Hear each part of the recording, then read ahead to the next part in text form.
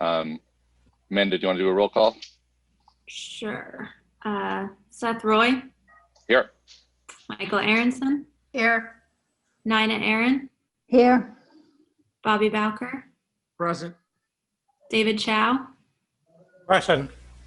Alberto Fernandez. Here. Eric Talbot doesn't appear to be here. And then we have staff, Jaime Martinez, Planning Director. We have Jamie Kane, Planning Board Secretary, Land Use Council, Amanda Brosey, and we have lots of other people here, in addition to Corp Counsel, Stuart Kahan, here for the comprehensive plan presentation. Awesome. So I guess we'll speaking of that, we'll start off with the presentation. I don't know, Jaime, if you want to introduce who's going to be speaking, or. Yeah, so before we get to that, I just wanted to mention real quickly to the listeners who are here today, there are a couple matters. There's one matter that was a change to the agenda, and that is 14 Water Street. And I just wanted to mention that's going to be getting referred out to the ZBA. So there's not going to be a presentation on that today. So if there's anybody in the audience that's listening that came here to hear about 14 Water Street, there's nothing going on with that today. That'll be going straight to the ZBA, and we'll be coming back to this board at a later time. With that, we have Frank Fish and Sylvia Del Fava from BFJ Planning. They are the consultants who helped prepare the comprehensive plan. We also have Pat Yost, one of the co-chairs of the Comprehensive Plan Steering Committee, and they're going to provide a presentation on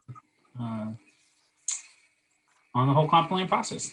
So with that, I'll hand it over to you, Sylvia. You can share. Jaime, thank you. Sylvia is just going to get this set up. There we go. And I just wanted to mention that both Sylvia and I have worked on the comp plan for the past year, along with Simon Cates from our office. And Simon will be probably at the work session Thursday evening, I guess, if that is when it's scheduled. So we just wanted to give you, the purpose of this really to give you a background of what's going on and the objectives sort of for tonight's meeting. I don't have to mention to you what your role is as the planning board. You already know that, but obviously the trustees have referred the plan to you for any comments you might wish to make under state law. It's up to you, the planning board. You may make comments if you wish. If you don't care to, that's also fine. The word used in state law is may, but we would welcome any comments that the planning board has on the draft plan. As you know, there's a public hearing next week on it, and then it will be left open for written comment also. So we hope tonight to give you a brief overview of the process, and then just go over a little bit here the role itself of the planning board. And you can see here quoted New York state law. You know, any proposed comprehensive plan or amendment prepared by us trustees or a special board. In this case, there was a special board, as you know, a committee, and that's why we're very happy that Pat Yost is here. And in a few moments, I'll be turning it over to Pat to review what the committee's work was in this and the public outreach that they did in terms of developing the plan. So they refer to the village planning board. It's also, just so you know, it has been referred as required by state law also to the county planning board and planning department. So the county must respond in 30 days. So we expect their response in the next week or so.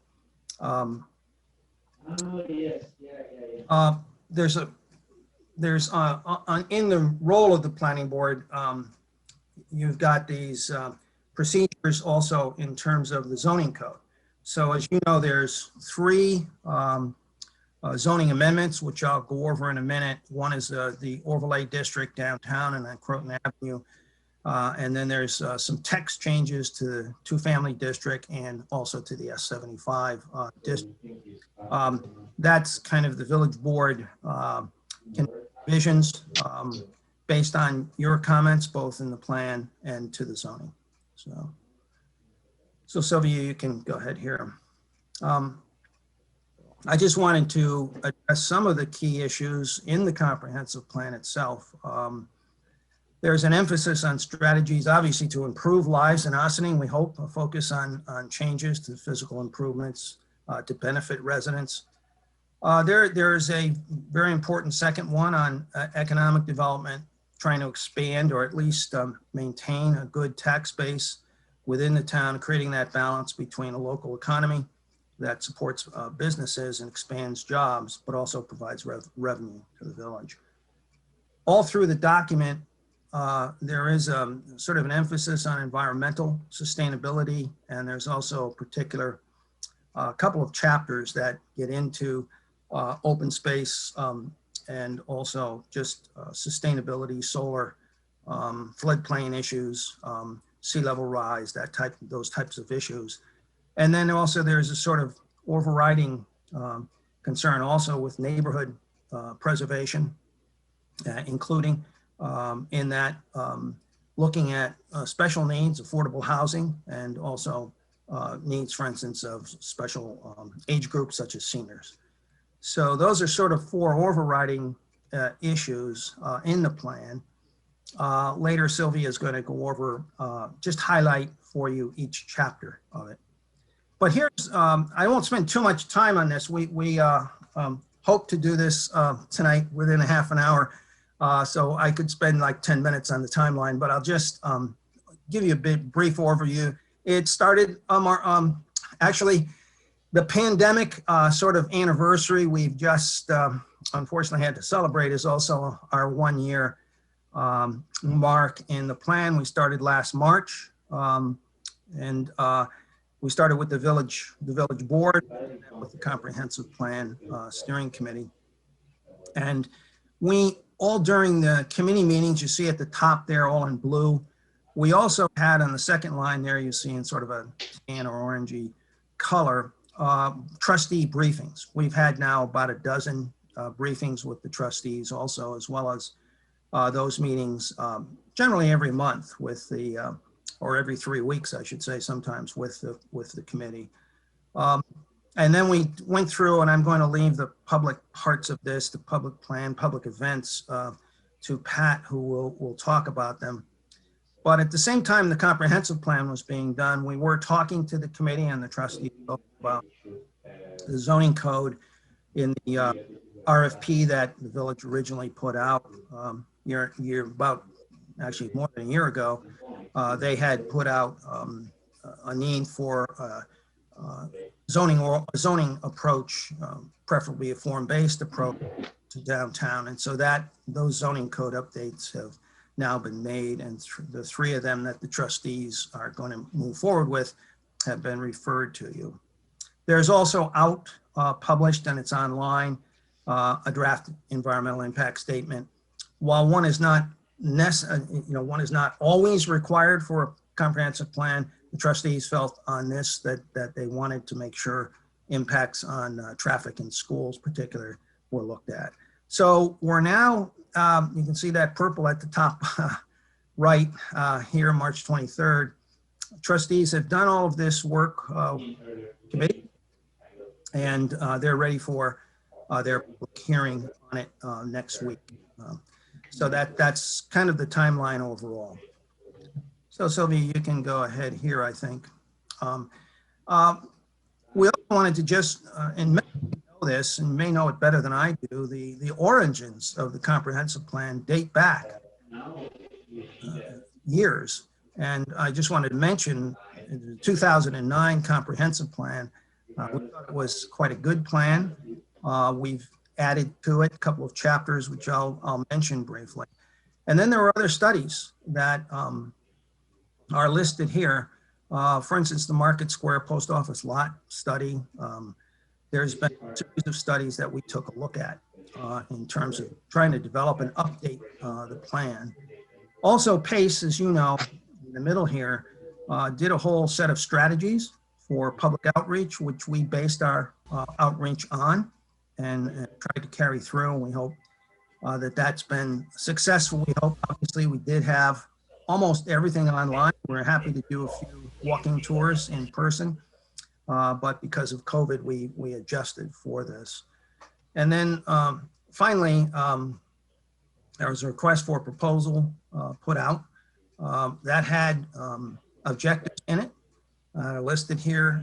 It had what the goals of the trustees were. So that's the origins of the planning process. A process we see, we recommend a lot in New York State that does not require doesn't tell the village how often you should do it.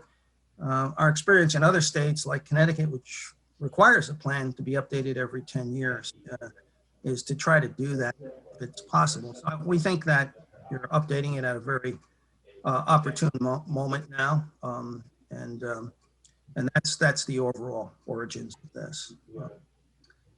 We took a close look at the 2009 plan. It had 8 chapters. We suggested to the committee and the trustees that we thought that one of the things, if the trustees were going to look at zoning, that we ought to have a new chapter 3, land use and zoning. So we added a chapter there before the waterfront. The old 2009 plan did not have that chapter. And then also we suggested a concluding chapter, chapter 10, which would have a future land use map in it, as well as sort of an action agenda for the trustees on sort of a summary of the plan, if you will, the plan actions. So that's the 2 additional chapters, but other than that, there's the same format. There's a lot of new, of course, information and nuances as to recommendations and policies, but that's the overall comparison. And I think very important here was public outreach. And for that, I'd like to turn this over to Pat to talk about that. Thanks, Greg. Thanks to everybody on the committee for taking the time out to listen to us. I think it was a very interesting and I think a little more challenging process than normal, just given the realities of the COVID situation. I think normally in at least in the 2009 planning process, which I was a part of as well, there were lots of like working sessions in person with whiteboards and flip charts and things like that. It was a little more difficult to do that, but I think the committee did a really great job of trying to reach out as much as possible, and in both kind of the virtual mechanisms as well as through some interesting tools that you'll see a little bit about, right? So the monthly meetings of the committee started in March, and they went through just on a regular basis where, good conversation ensued, and people were relatively engaged in discussions about the issues and the questions, right? Additionally, in order to be able to work on things and work through some of the more technical details and in a little bit less of a intimidating kind of a manner for the comprehensive planning, we had study halls, and we did chapter by chapter study halls to kind of do deep dives into the specific issues and challenges and feedback that we got on the different specific chapters, and provide recommendations from that standpoint. That, along with some of the other kind of feedback mechanisms that we'll talk about a little bit later, resulted in the committee providing significant amount of draft input into the original drafts, and then that input was incorporated in finally in the version that is in front of you, which is the version that we voted to send to the trustees on January 28th. So there haven't been any changes made to the version that was forwarded to the trustees from that perspective. The next page. To talk a little bit about some of the input that we got. In addition to the working sessions that we had in the study halls, we put together 6 subcommittees on a variety of what we felt were the most relevant and kind of topics in appropriate ways to aggregate people. We had 63 unique members, so some people were on more than one committee, but we did have 63 active participants, and we did a series of 2 different subcommittee meetings. An initial one to grab input, which the comprehensive plan group incorporated into the to the updated versions, and then a second meeting with each of the subgroups to talk about the changes that have been made and to make sure nothing had been missed. Additionally, there had been significant discussions with the Board of Trustees. Manny and Omar were liaisons to the Comprehensive Planning Committee, and so as non-voting members, they participated in the discussions as much as possible.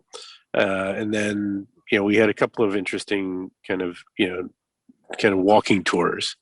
When the weather was nice, we were able to get outdoors in appropriate masked settings and walk through both the downtown and the waterfront in a way that helped kind of bring to life some of the challenges and issues that we were talking about.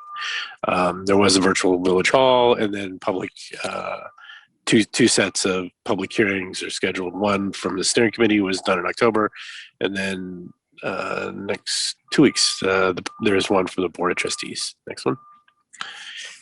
In addition to those mechanisms, there was also like some fairly unique online ways to gather input from some people in the village. There was an idea wall.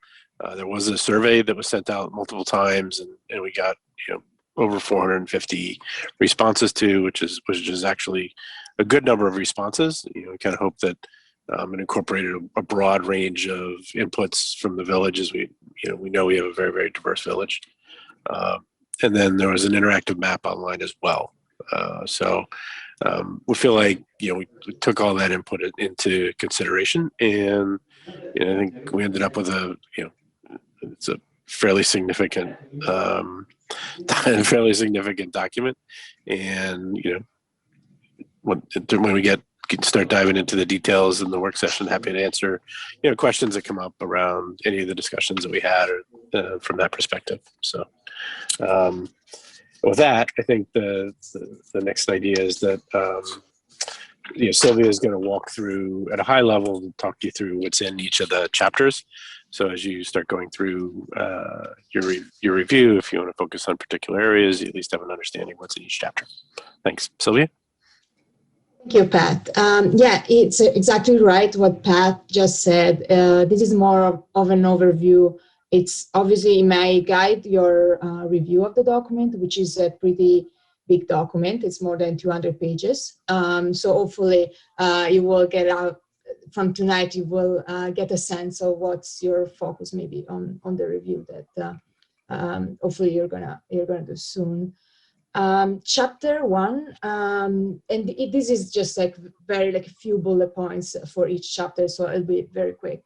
Chapter 1 was meant to be an introduction and an executive summary for the comprehensive plan, and that's very important that we put this chapter up front, because it's sort of an outline of what the plan is about. So there is a summary of the public outreach process that Pat just introduced.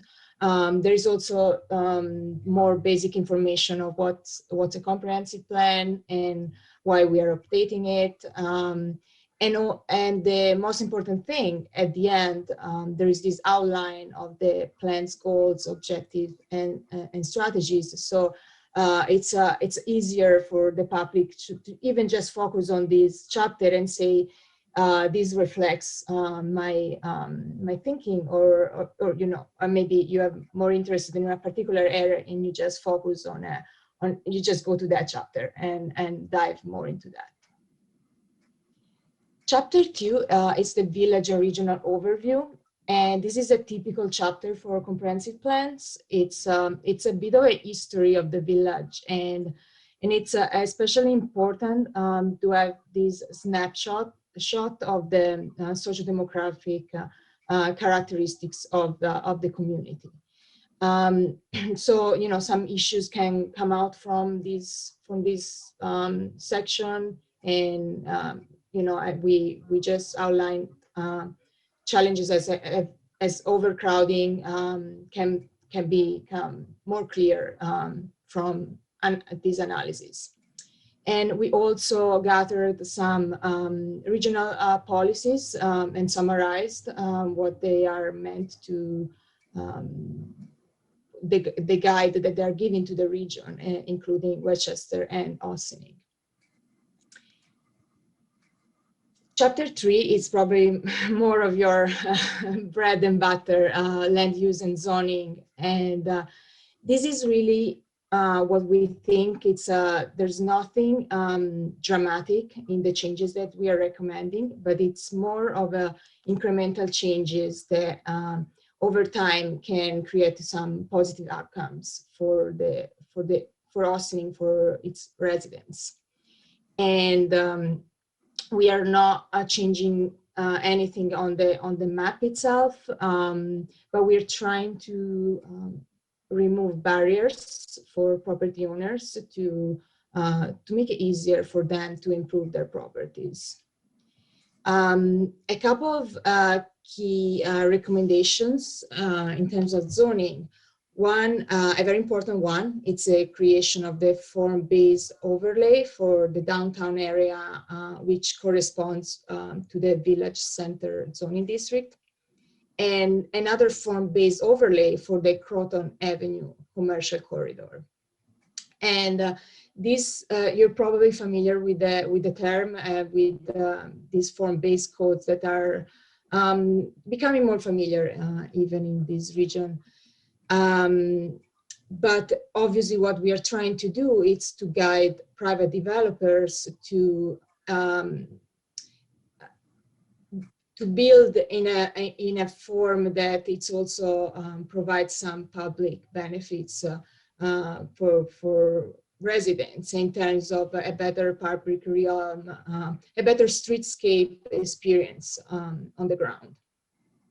And the last point, it's the revisions to the T district and the S75 district.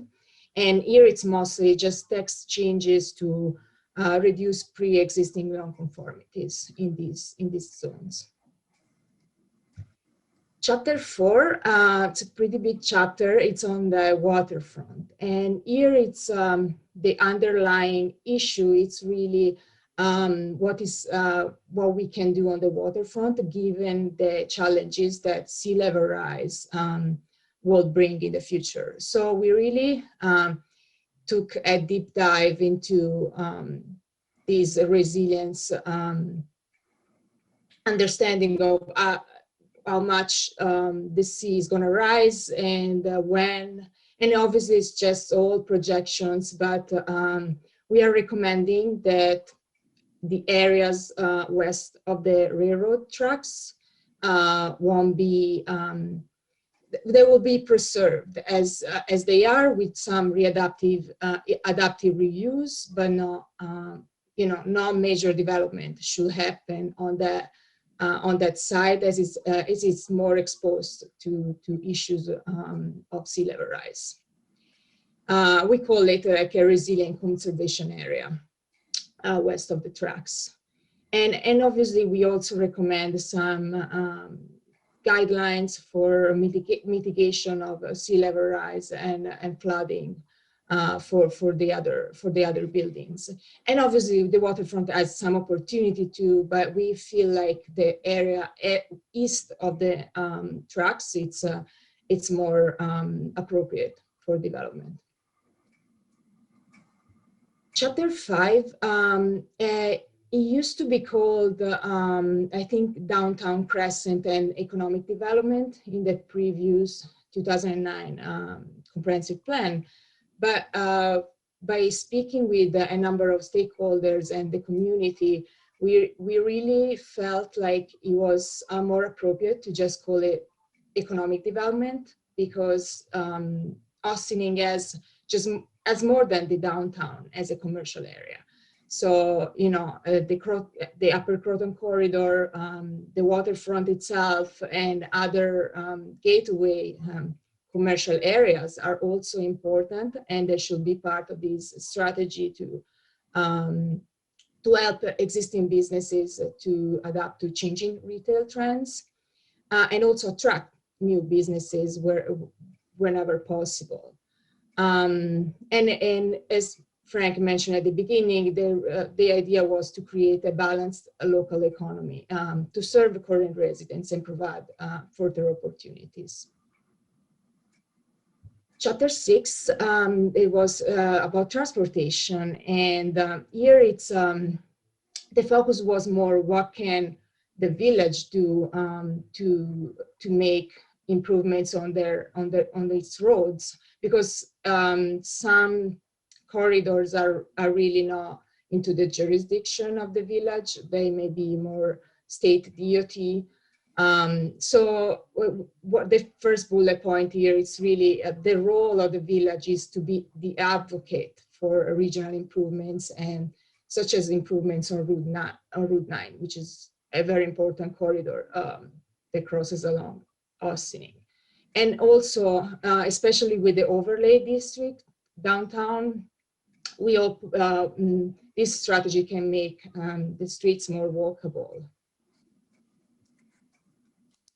Chapter 7, it's called Sustainable Infrastructure. It has a lot into it. It has the real hard infrastructure, such as water, stormwater, and sewer systems. And so there is some text on it that it's basically in good shape. So there's we are just suggesting to keep doing what they're doing and improving these systems. But there's also community facilities that are described in this chapter, and one it's a very important community service is it's the school, and we had discussions with the school district, and so there is a section on that, and on the right, you can see a graph that explains that there may be a decline in enrollment pretty soon. Other community services that we talk about, it's for example the police department or the fire department, and in this case there is a recommendation about some opportunity for consolidation of the downtown fire stations that are all concentrated in one area, and maybe explore some capital improvements to put a fire station in a newer fire station into the north side.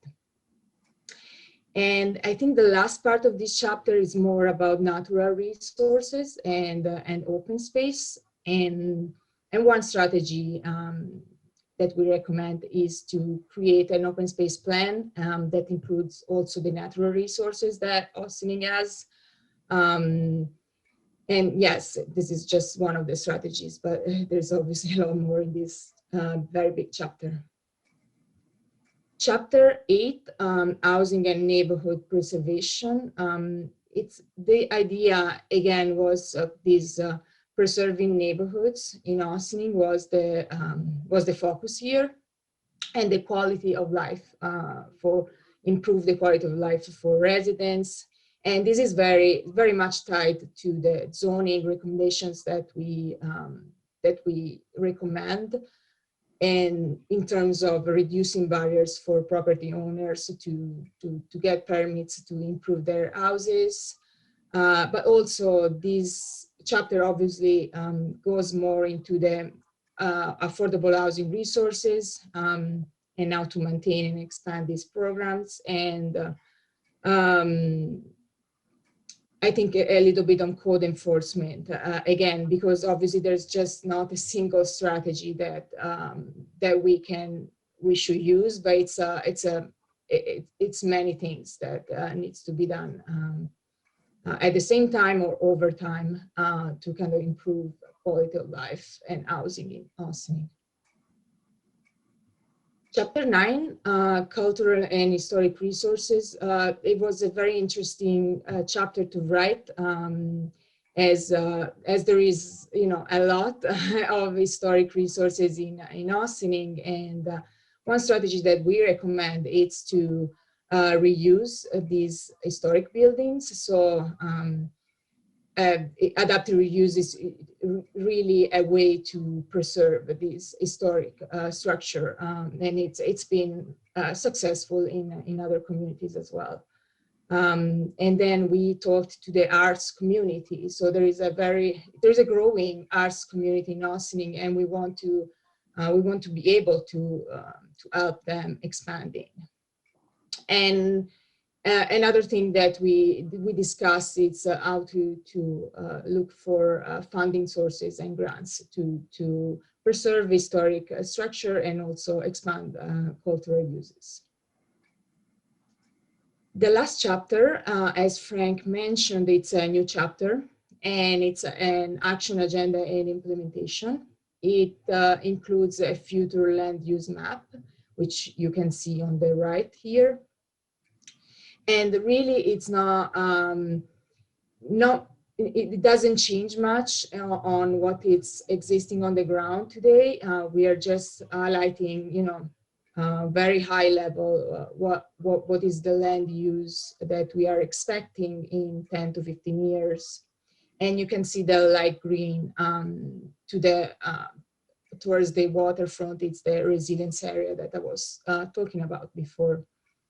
And again, I think, form-based code is intended to reinforce the historical feel of Ossining and also the mixed use land use in the downtown.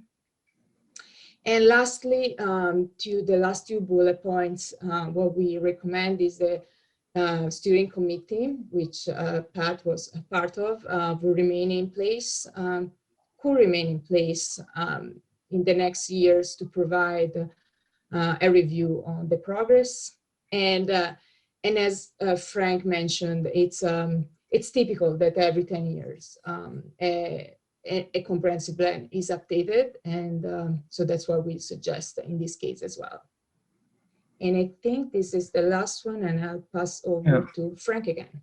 Yeah, thank you, Sylvia. I'm going to just wrap up with the zoning, and then I guess I would turn it back to the planning board and Seth. I just wanted to mention here that the comprehensive plan has in it ideas for the zoning so that we telegraph what those are.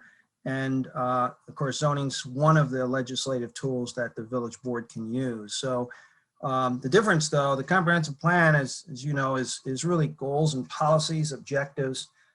It does not bring with it the police power of actual zoning in terms of land use controls, but it anticipates the zoning. And in fact, zoning is supposed to be based on a well-reasoned plan, which we hope that is the case here. And so the Board of Trustees, you can see here, are considering for adoption three things. Creation of the form-based overlay district downtown along Croton Avenue, and then 2 modifications to the T district, and then similarly modifications to the S75 district. And then any future zoning changes that the trustees may look at in the future be subject to their own approval process, and that would also require the state, compliance with the State Environmental Quality Review Act. But these are the 3 that are in the comprehensive plan and recommended. And the next slide just goes through these a little. I'm going to be fairly brief so that we don't take up too much of your time, because this form-based code overlay is about 45 pages. So it's, as you can see though, in purple, the downtown overlay, it really overlays, because I think the planning board is very familiar with the VC zone and the downtown zone. It overlays on that VC zone.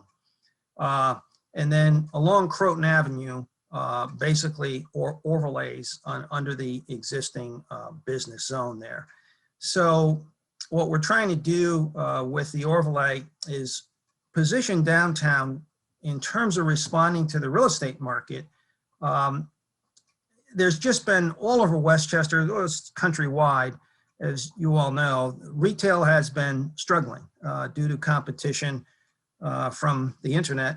And so we have suggested sort of focusing on residential downtown just a little bit more, making it more as of right. Keeping retail, of course, as a use, because it's your retail restaurant, a key use in the downtown, but to try to concentrate those uses on the main streets where we do not have, or hopefully will not have in the future, many vacancies. And in other words, this is not a plan to expand downtown. It's a plan to consolidate it and make sure that retail remains vibrant. Also, the overlay zone, because it's form-based, wants to ensure that the downtown buildings fit in, that they're contextual. And that also, you'll see here in another slide that we're trying to provide one incentive for a fifth floor to provide resources to get a sort of an infrastructure or a streetscape fund so that we could improve the public realm here, as well as improving walkability. One of the items in the form-based zone is to make sure that there's always a curb to building distance of 15 feet. I think this next one, it just shows you, summarizes kind of in a very general way that your existing village district, it allows 4 stories, 48 feet, but residential uses are still a conditional use. We've suggested that the downtown overlay, if people were to apply under it, that they could apply for a 5th story or an extra 10 feet. That 5th story would have to be set back a little bit more, and that residential uses also would be a permitted use rather than a conditional use. I might mention. Sorry, it's missing the last 2, that it's Croton Avenue, but you can. Yeah, no, I can do yeah. those, I think, by memory. But I wanted to say, just as an introduction to Croton Avenue, also as to the downtown overlay, our view here is that this would be an opt-in zone. That is that if an owner wanted to stay with the existing underlying zoning, they could. But in order to get the incentives, such as that over that additional story downtown, they would have to opt into the overlay zone. And then on the Croton Avenue overlay zone, what we're doing there is also making residential easier for applicants, but we are keeping the height the same. So the incentive there is the ability to do residential throughout Croton Avenue, while retail also remains a use. So there's no additional density or additional height in the Croton Avenue part of this. What the downtown district could do though, at the bottom you can see, is create a community benefit fund or an infrastructure fund that could be used by the trustees, and they would decide on that fund and its particular focus, which would be on the downtown area. So with that, I think you can go to the next slide, Sylvia. And here, the modifications to the T district are really, it seemed clear that if you have a 2-family district, you ought to allow 2-family units as principal permitted uses. Currently, they're a conditional use. We talked to the building inspector and others. I think there's a widespread agreement that we ought to make 2-family units a principal permitted use in the T zone. That would make life, I think, much easier for a lot of the owners in the T zone to have the 2-family unit as a principal permitted use. And then the second thing there is we're suggesting reducing the required side yards from, you can see, 12 feet on one side, 28 feet combined, to 8 feet on one side or 20 feet combined. We think that the problem with the side yards is it has created a lot of nonconformity in the two-family zone. So we've looked at other zoning districts in Westchester, others that we've quite frankly worked on or written. We think that the 8 feet on one side is sufficient to get a good open space buffer, and the 20 feet combined would require you to have 12 feet on one side, or the 8 feet minus the, subtracted from the 20. The 12 feet's wide enough to get a driveway in. So we think that would help residents or owners in the T district. And then in a similar way, you can see the modification of the S75 is really aimed at, and Pat and Jaime Martinez, your planner, worked on this in some detail, just reducing those side yards in the same manner could help many homeowners in the S75 district, because that district has a lot of undersized lots, and it would make life easier for them to add on or improve their buildings without always having to go, or not always, but many times having to go to the Zoning Board of Appeals. So that's the overall goal of that. And with that, I think we're just finished. I'm sorry to go just a little bit over in a few minutes, but I just want to mention to you the public hearing on both the plan and the zoning code changes. It is next week, the 31st. I think you're going to have another work session. I shouldn't say another, a work session on the 25th. We'll be available for that, our team, for your questions. And then April 12th, it's, we think will be, this is up to the trustees, would be the close of the written comment period for the plan and the proposed zoning change, and also for the draft environmental impact statement. And then you can see here what we're hoping to do is in April and May, meet with the trustees, look at, have them be able to digest and ourselves all of the comments made, and then it will be up to the trustees to determine what revisions they may wish to make in terms of the final documents. And then based on those, we would complete what's called the final environmental impact statement and seeker findings. Once those are done, the trustees, perhaps sometime in May, would be in a position to adopt the plan or adopt it with the revisions they wish, and the same for the zoning code update. So with that, pretty much concludes our presentation to you this evening, and I'll turn it back, I guess, to Seth. Does it go back to the? Yeah, sure. I'll take it. Thanks very much, Yep. Frank. Okay. So thanks, Frank, Sylvia, Pat, for the presentation. I know you guys have done a lot of work, and to kind of spit it all at us in a half an hour isn't so easy, but that was super well organized, and I think kind of hit the notes, that especially as a planning board, that we needed to hear. So that was great. And as you mentioned, and just as a reminder to everybody else on the board, we are going to be having having a work session later this week to review this more in detail. So today, the purpose of today was kind of for us to hear this and absorb it. We can then come back together and discuss it later this week. So we're not going to have a discussion on this right now.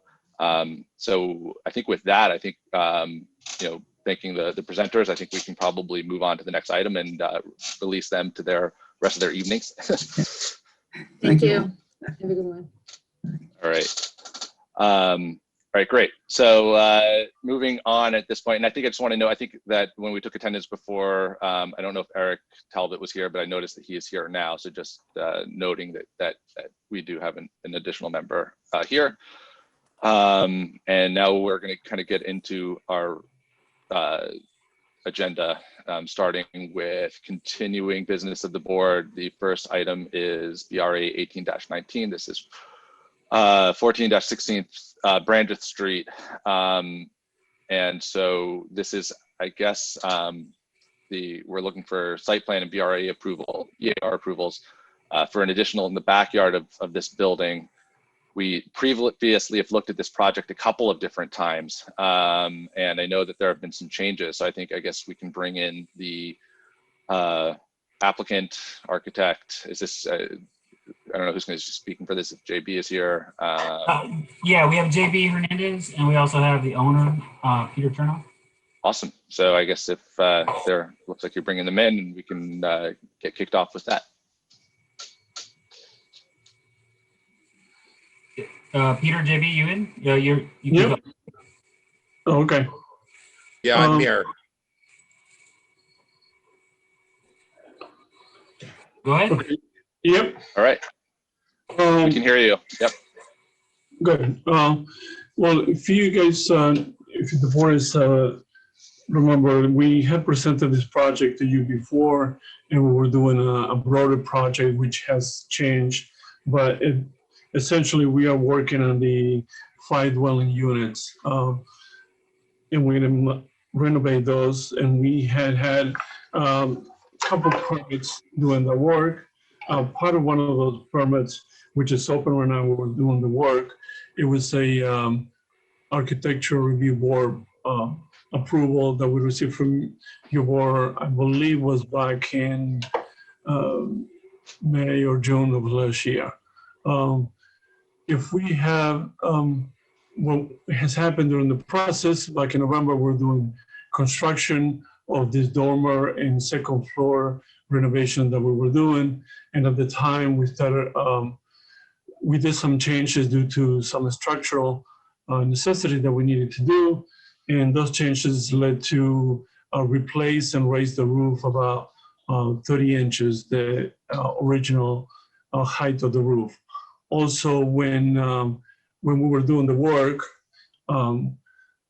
meeting with Peter, the owner, we saw the possibility of doing different things with the interiors, creating a better space for the project, creating a double story at the dining and living area, and just making the apartments better livable space. And that led to more changes to the project. And that's why we are in front of the board back again tonight. In this drawing that Jaime has up in the screen, you can see in red basically most of the area that is being changed. In the red, you see the stairs, and in that corner between the two-story frame garage and the main building of 16 Brandreth in the front, we tried to recover for livable space in all the storage area. And that led to, change on the stairs and some additional footage that we did. If you go, and this gives you a better idea of the overall work. Apartment E was 14 Brandreth, which was done under prior permit, and that's completed and closed. Most of the changes that we'll be looking at tonight will be apartment B and D. Apartment C has remained mostly unchanged, and apartment A will not propose any work at this time. If you go to the next, actually, if you zoom out on that sheet, Jaime, it gives you a good idea of the demo work. We'll be talking about how that has changed. You see there in the corner, the area between the garage and the main building at the front that we have taken over in as part of the livable space. That used to be like a passageway storage. And then the entrance to the basement, as you see right under the window there, it used to be perpendicular or perpendicular to the building. So now we have proposed a stairs that runs along the side of the building. So the next one, if you can move to the next one, please.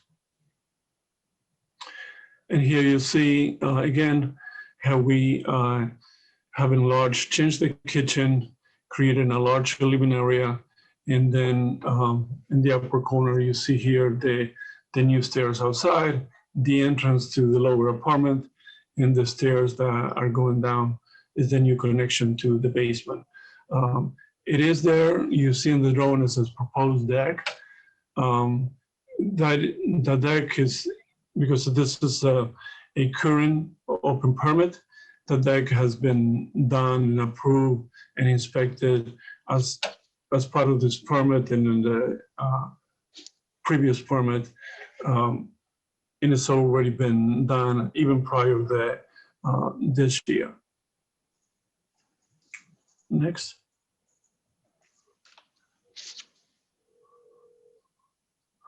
Again, this is mostly the changes on apartment B. You see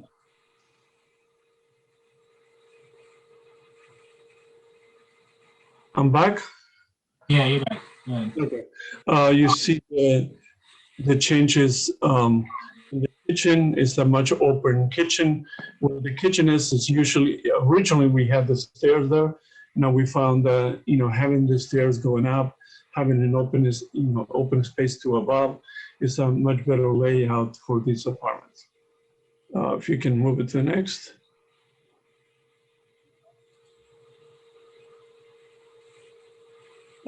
Schematic section, you see how it works and how it affected the raising of the roof. Again, before we used to have stairs in the corner. And now we moved the stairs and we left like half the space is mostly open to below. And then we kept the playroom upstairs and we did enlarge the deck above. The original intention was to have the whole deck, but originally we had presented as a smaller size, but we feel like since we're gonna have a flat roof, to have the whole area as a deck, so roof patio is probably best for the project. You know, one thing I'd like to point out is that, you know, we actually went to a double height space in that duplex apartment. So we actually took out a large section of the floor. So it's not like we're greatly increasing square footage here. We're just creating really a better apartment. Also that, you know, from the standpoint of the look of the envelope, it doesn't look very different.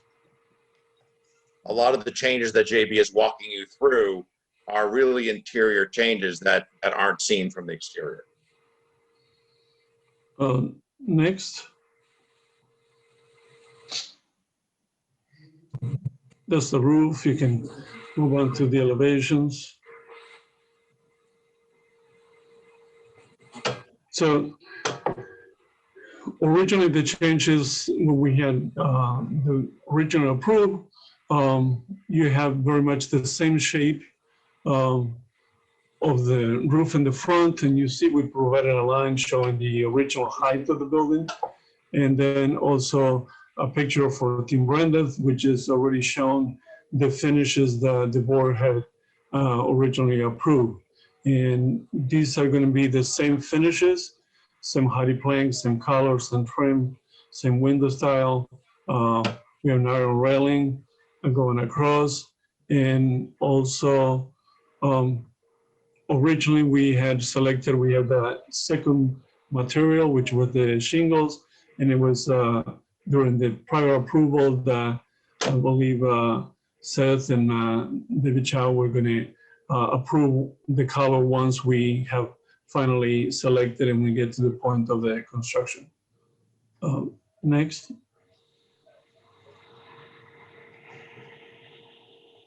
Again, this will be the view from the Brookside. We bubbled the area that has changed in itself. Next. Oh, this is all, so you can go back to the elevation. This is all standard details. Perhaps the one with the prior one that has the color picture.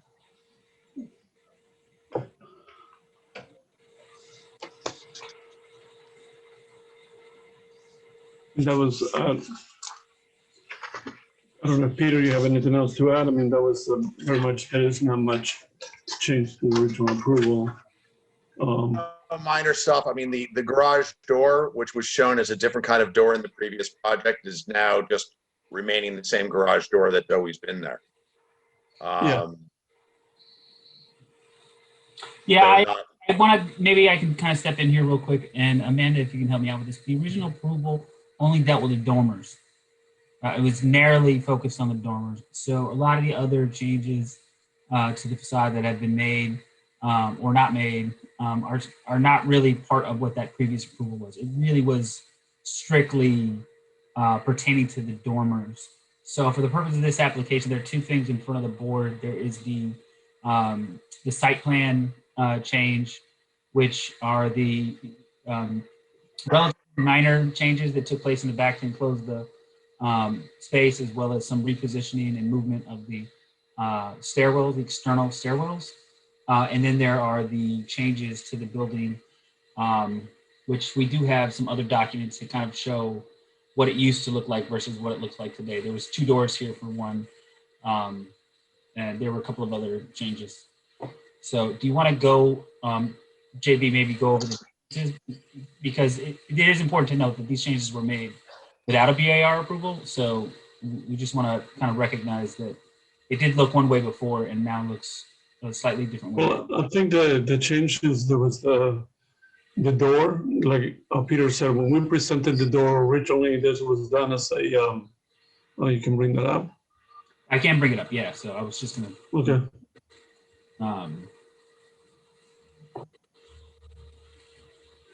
The original, we had a different project and we're doing different stuff with the basement and restaurant. In light of the fact that we don't have plans that specifically point out how it was before and how it's looking now, Right. maybe we can use the old plans to show how it was before. And how Okay. So these plans actually have the whole. These are like the full detailed plans of what was originally proposed with the restaurant. Not entirely useful except for the elevations. So I would just You have to go down. Yeah. Here.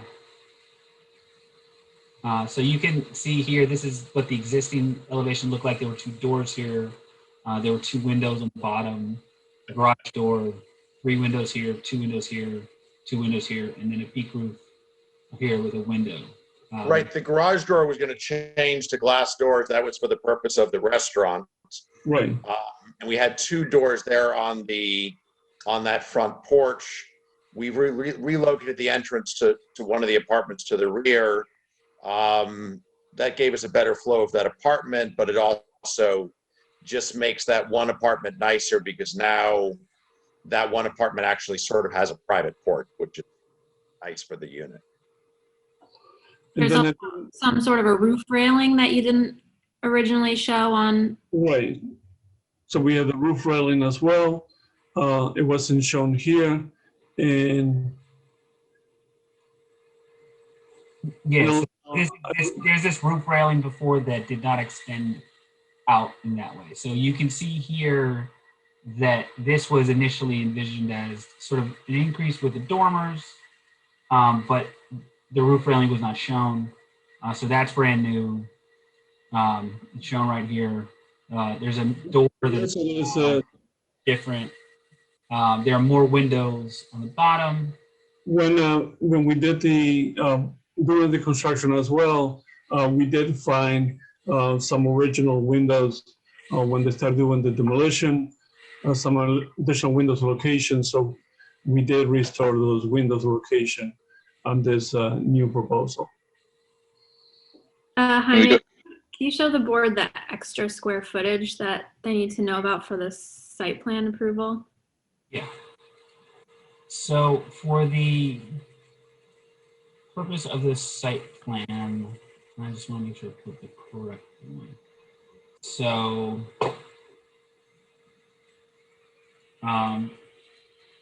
and me and Joe Agostinelli, the building inspector, we did go out to the property to kind of check it out, and that's when we ascertained that there was additional square footage.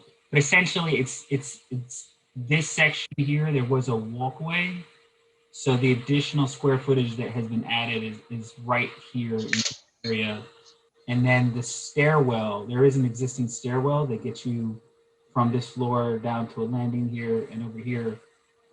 That would be changing to a different sort of a setup.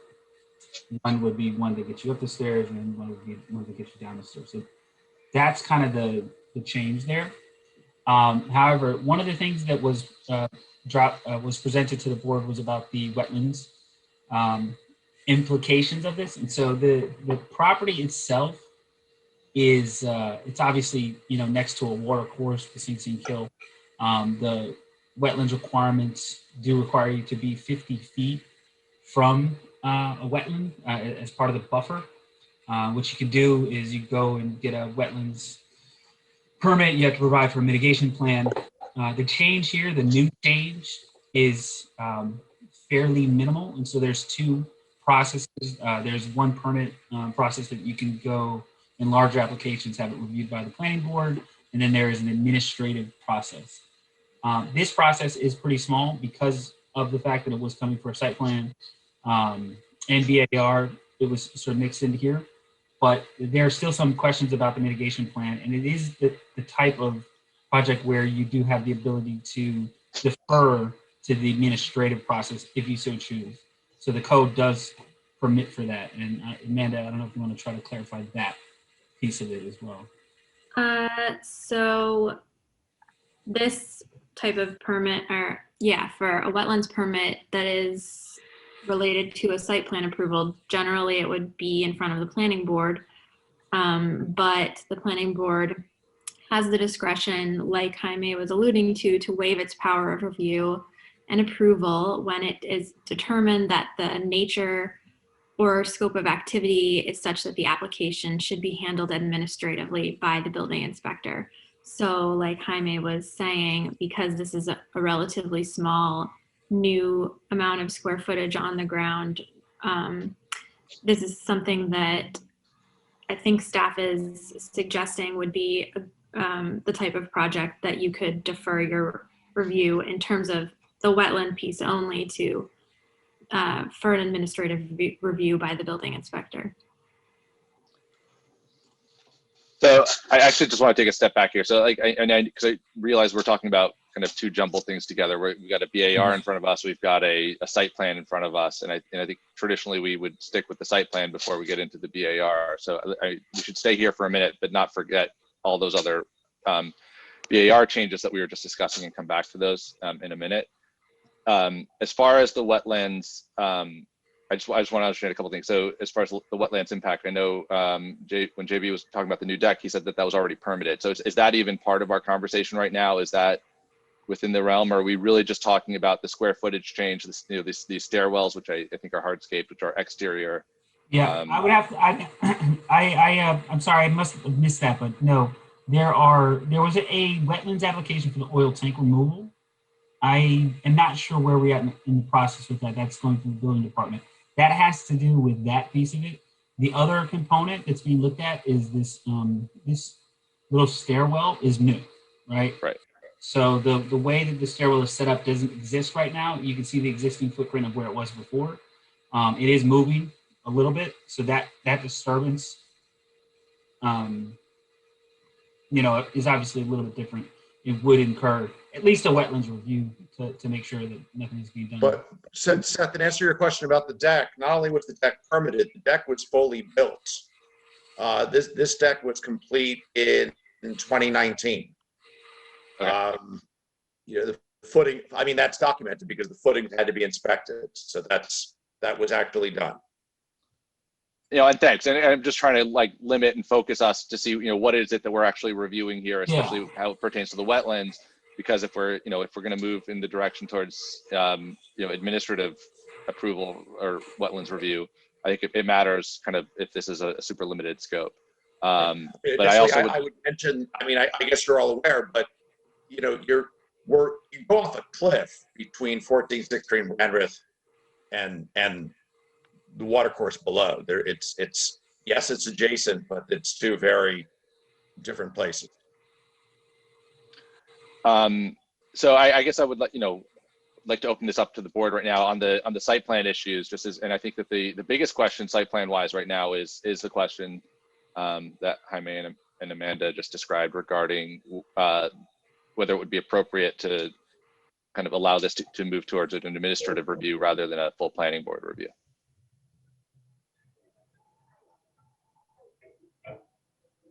I don't know if anybody has any comments or thoughts on that. Appears to me, Seth and Peter, it's just a very minimal change going on, which is changing the orientation of the staircases in the back. Is the materials and finishes the same?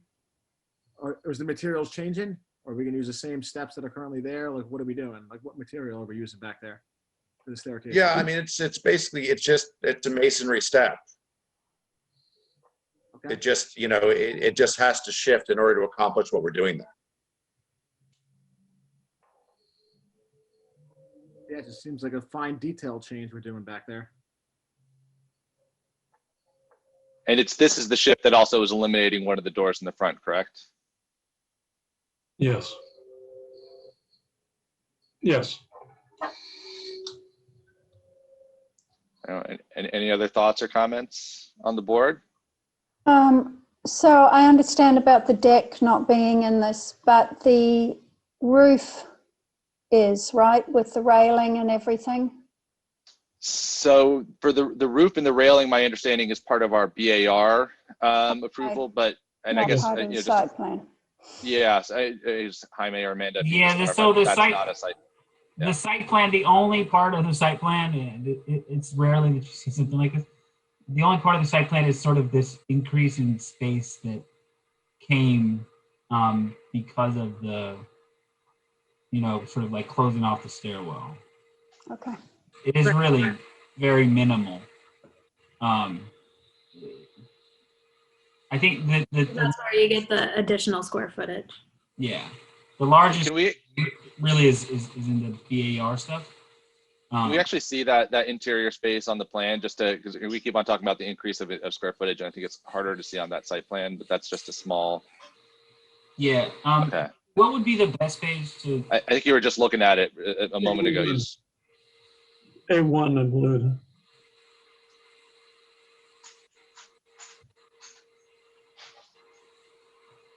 Is it right here? yeah, that's it. It's a 2x10, is that it? So when we kept on staring at that little rectangle in the site plan, that's that little kind of, Yeah. addicular, yeah. And plus the staircase, the masonry stairs that are being moved around up in that area as well. Right. Yes. So how much additional square footage are we talking about here? I'm just having a little trouble. It's 11 by 8. It's 8.6. So I believe it's like that will be about 90 square feet. Okay. And I guess it goes without saying, but this has already been looked at from a zoning perspective. There's no floor area or other issues there. Well, this is Yeah, Joe has done his review. Yep. I know there was a Kellard Sessions. I believe there was a memo on this, so I don't know if Esteban has any. If we can kind of look at that real quick, if Esteban has any feedback on this, especially if we're going to be talking about potential of a wetlands administrative review here. Yeah, excuse me. My memo only focused on the issue of the wetlands, just because of the increase in the square footage of the existing structure. With conversations with the planning department, there was other two options. Assume whether the proposed works on the site were directly on the wetlands, or have the applicant kind of prove that the work that he did on the property was not in the wetlands, which would constitute getting a wetland scientist to mark out the wetlands, and then getting a survey to be accurately depicted on the site plan, and then take a 50-foot buffer from there, just to dispute that the work that he did on the property is not within the wetland buffer.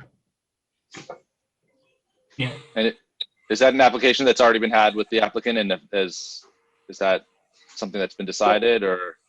So Candidly, part of the problem is we're right on the line, and to do what was just described, prove that we're not on the line, would cost me more than just to do the mitigation. So I'm going to plead no contest and just do the mitigation. Okay, that makes sense. Okay, so in other words, we're going to treat this as if the entire intervention is in the wetlands, because that's easier than trying to prove that it's not. Yeah, essentially, yeah.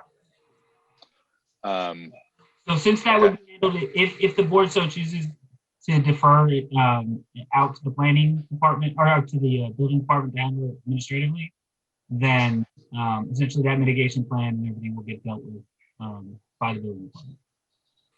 Right, under the assumption that the entire area needed to be mitigated. Right. Okay. Do we have any other comments? Sorry, there was someone say something. I thought I heard somebody. So if we don't have any other comments from the board, or if we, does anybody else from the board have any other comments? Because I think we should close this issue before we do the board, the BAR issue. So we'd have to have a public hearing for this item. Could we have a motion, I think at this point, to go to public hearing on the site plan application? Michael Aronson, motion to go to public hearing on the site plan application. Second. Nina Aaron, second. Any objections? No objections. Unanimous consent. We can move forward with the public hearing. Do we have anybody from the public in the attendee list to speak to this application?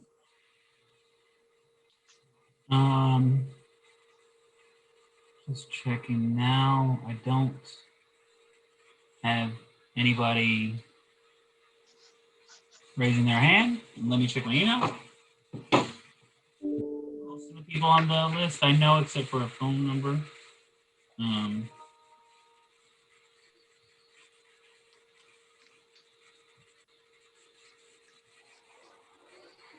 No emails. Very good. All right. So with nobody here from the public, we have a motion to close the public hearing on this item. Nina Aaron, motion to close the public hearing. Bobby Bowker, second that motion. Any objections? With no objections heard, that motion passes by unanimous consent. We've closed the public hearing. So I guess, so the decision right now, I think before us is whether or not we should be moving this, voting to have this, the wetlands mitigation reviewed in staff administratively, as opposed to through the planning board. I mean, is there anybody who feels that anybody feels that this is not something we should do or doesn't agree with that? This is Alberto Fernandez. I agree with that. I think we should move to do that. It's a small change. Yeah, I would agree. Michael Aronson, I would agree. Bobby Bowker also agree with Michael and Alberto. Okay, so I think then we're at a point where we can have a motion on this, and there, I guess, Amanda and Jaime, are there any special conditions we would need to put on this? Either with regard to the Keller Sessions memo, which is really just describing the approach that we're taking here. Are there any other special conditions we should consider? I don't think so, not at this time. I mean, the Keller Session memo is pretty clear. Either they have to delineate the wetlands and figure out how much of the intrusion they're making, or they have to assume that everything's in the wetlands and come up with a mitigation plan that defines the number of square footage that's been impacted, and a mitigation plan that provides for one-to-one. So the code is pretty clear on it. I don't think in this instance that there's any special conditions. I think that in your motion, maybe you just want to note that determine that the scope of this activity is minor and should be handled administratively by the building inspector in accordance with, the village's planning consultant and wetlands consultants. So you can make a motion to that effect if you feel that that does it for you.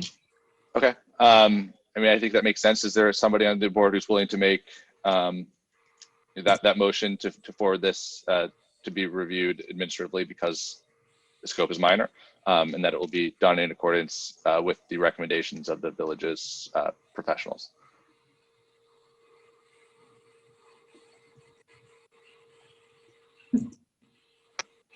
This is Bobby Bowker. I recommend we make a motion to defer this administratively as the scope is minor and that it is done in accordance with the village. And a second. Michael Aronson, second. All right, and for this, we'll do a roll call. Okay, Seth Roy, Aye. Michael Aronson, Aye. Nina Aaron, Aye. Bobby Bowker, Aye. David Chow, Aye. Alberto Fernandez, Aye. and Eric Talbot. Aye. Okay, motion carries 7-0. Right. But we're not done yet. So we'll move forward with the BAR review and discussion. Do you want, so you've had a public hearing on the site plan, but do you want to discuss the site plan approval? So I The would site- recommend doing the site yeah. plan first, which it's sort of Sorry, yeah, I got ahead of just to myself. see the BAR in terms of the approval levels. Right? So are there any other comments from the board regarding this site plan other than the wetlands item, which we just discussed and made a motion on? I'm sorry, I was just curious. Peter, the whole restaurant concept is no more. Am I correct? Or you may resurrect? Yeah, no, that's correct. I've given up on it, Okay. sadly. Yeah, that's too bad. All right, thanks.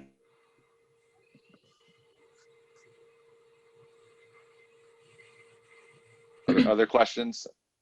or This is comments from- Alberto Fernandez. I have no other questions. Just to carry on from what Michael just said, with the restaurant gone, does that also then change the parking? Well, we have no parking in the back. We have parking in the front. Yeah. We're not increasing the units. I mean, we have Okay. the same 5 units we always had. So because there was a parking plan, I believe, that was related to the restaurant, so that goes away. Yes. Yeah. Yeah, there's no parking proposed right now as part of this. This is a renovation of the 5 existing units, and then we didn't change the number of bedrooms, so it has not changed the parking requirements. Great, thank you.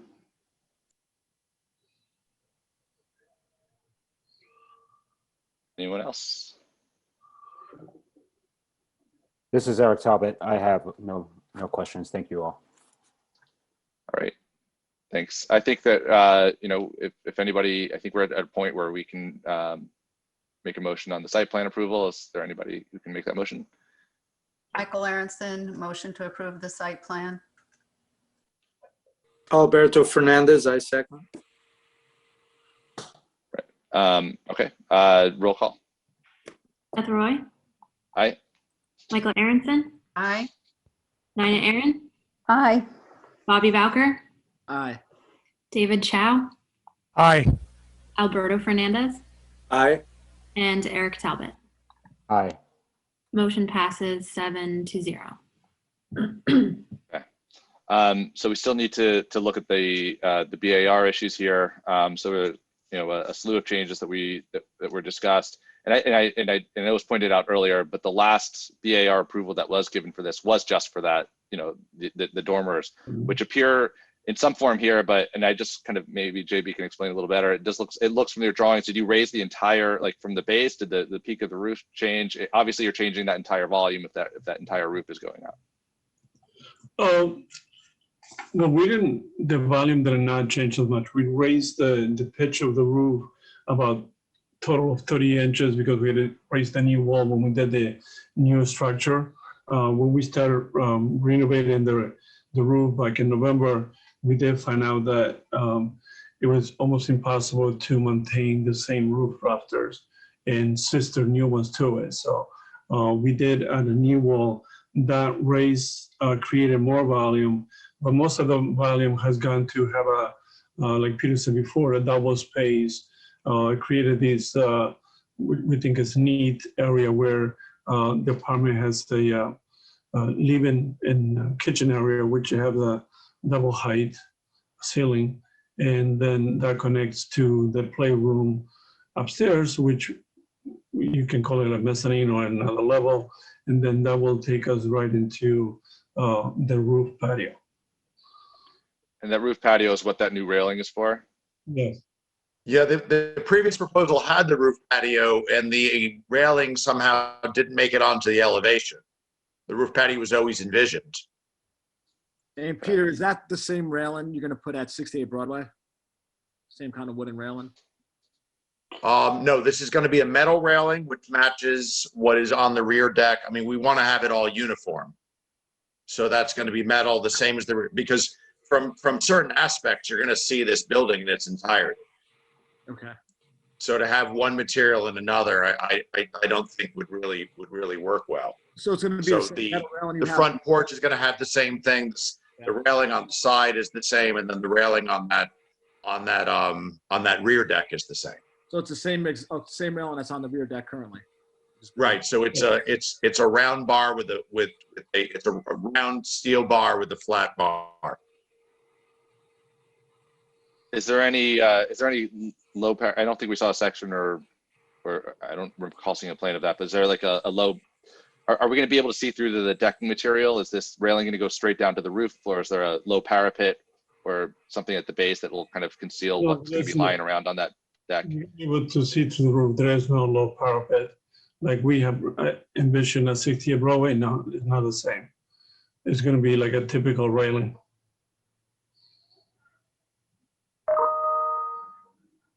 I'm assuming that the village and Jaime, that Joe looked at the height, that there were no, as far as the existing height of the building, that's all been cleared and. Yeah, Joe reviewed the plans. Yeah, we're actually in VC zone here. Actually, I think the height limit is something like 48 feet.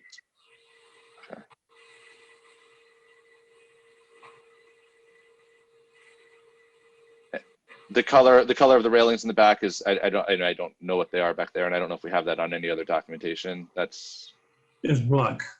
It's black. Yeah.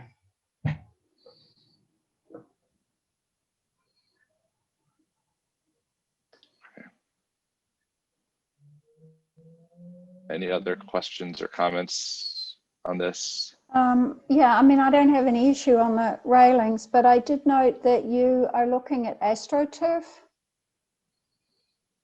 I don't know whether that falls under our purview, but that's plastic, right? It is. I mean, I'm just concerned that you are close to the Sing Sing kill. I know that AstroTurf, because, you know, I took a bit of time to look it up, but, you know, that it has improved a lot over the years, but I worry about it breaking down over time and ending up, you know, in the kill, basically. I just was curious why you were looking to go to something like we've done this on other roofs. I mean, we use a high grade AstroTurf of the type that you would use on a sports field. In fact, it looks nice. It's really comfortable. It prevents sound reverberation into the apartment below.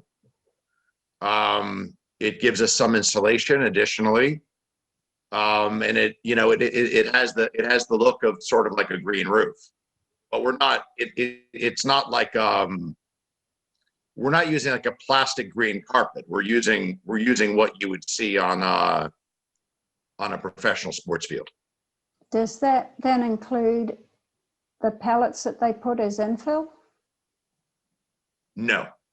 Okay. It's just the rollout AstroTurf. Yeah. Okay. I don't like it, but that's just my opinion. So, you know, I couldn't. Is there any visibility of that finished material? I mean, how is that going to be? I guess that kind of also speaks to the question that I was asking before about how this thing gets terminated. You don't want to be. This is all quite visible from the front of the building. So, looking up at it, it's the questions that we've asked with some of these other open roof decks on the roofs, just with furniture and stuff lying around. The AstroTurf. Well, it's essentially going to look like there's a green roof. I mean, from the side, it's going to look as though there's a green roof. You have the roof will have the same as you see it in the picture on the R14 Brandreth. The roof, the edge of the roof, you will have a trim. I mean, you're not going to have, you will have a trim in it. Okay. It is shown though, yeah. Some sort of edge detail, perimeter edge detail. Yes, yes. I have a question. For the flat deck, how do you drain a roof, rain from the roof? The roof has a slight pitch. It just doesn't have. It's just not a pitched roof. There's enough of a pitch for runoff. I'm talking about the roof deck. Yeah. Yeah, the roof deck has a pitch to it, like Peter says, and we have a drainage system on the edge. Like the roof at present is essentially flat, but it does have enough pitch to allow for runoff. Okay, so you have a black railing. and then green roof, and what is the detail at the edge? Is that gutter? Maybe I don't understand how it works. Yeah, we have a gutter on. I think at present, unless it's come off while we've been doing the siding. So We have to have a gutter, or the water would just run down the side of the building and All right. destroy it. So the So gutter no, we will do be have to have a right- gutter on the side to catch the runoff and bring it to a leader. The gutter will be right next to the black railing. Correct. Yeah, the gutter will be below, it will be along the trim line, which is white, like we have the rest of the trim around the building. So the gutter will blend in with the trim. Okay.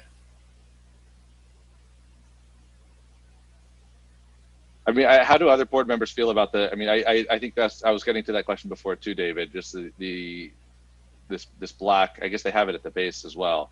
You can see right now there's a gutter on the picture that's up. There's a gutter and there's a leader running out the side.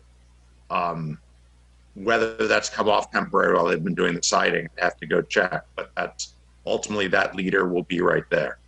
I'm pointing at it like you can see it, but you can't. But if you're looking at that photo, You know, I would note here that the roof extends a bit of a ways over the edge of the building. yes, Assuming that the AstroTurf is going to end where the fence is, and the fence is going to be over the building and not over that sort of like edge of the actual roof, correct? Yes. So Yes. the distance of the AstroTurf will be at minimum the distance from the edge of the roof to where the house is, and the fence will be right, correct. Yes. yes. And Seth, I understand your point that we don't have all these different colors, but you can see here that we already have white trim and the black railing, and that's a different color, different material. But I think with the new siding, that combination does look fine. The black and the white trim.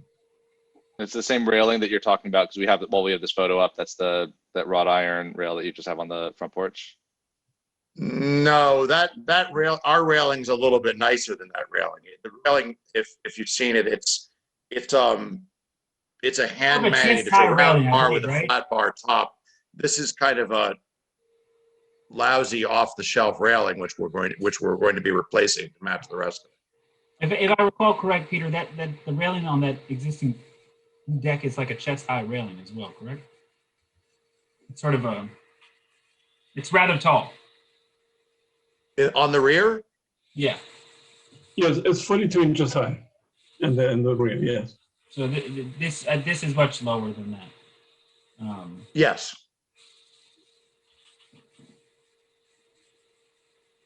Okay. I mean, 42 is code. That's what it would be. Okay. Yeah. I mean, so Well, I think any the other prior picture, I'm sorry, sir. The prior No, go for picture that show from this point, I mean, that kind of, it's a good point of view. Somebody walking down the street, you're actually not going to see the roof. Yeah, the setback, that little having a setback on that eave is helpful. It'll hide a good deal of this when you're looking up at the building.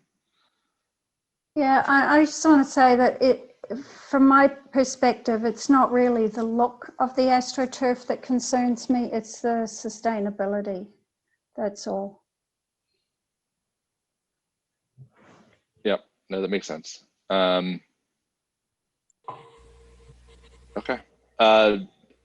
If we don't have any other comments, I mean, so materially, I just, we've already looked at materials for the siding. We've looked at materials, and I guess there was a conditional approval with David and me looking at the shakes. We are adding in here the added height on the pitched roof and the dormers, some changes to the fenestration, I guess, to the doors, and there was a fenestration change as well. I just want to make sure I'm summarizing everything here before we go forward with this. I don't the siding is still the same. So when you say penetration, we added a window. We substituted a door for a window. Okay. In the street side, yeah.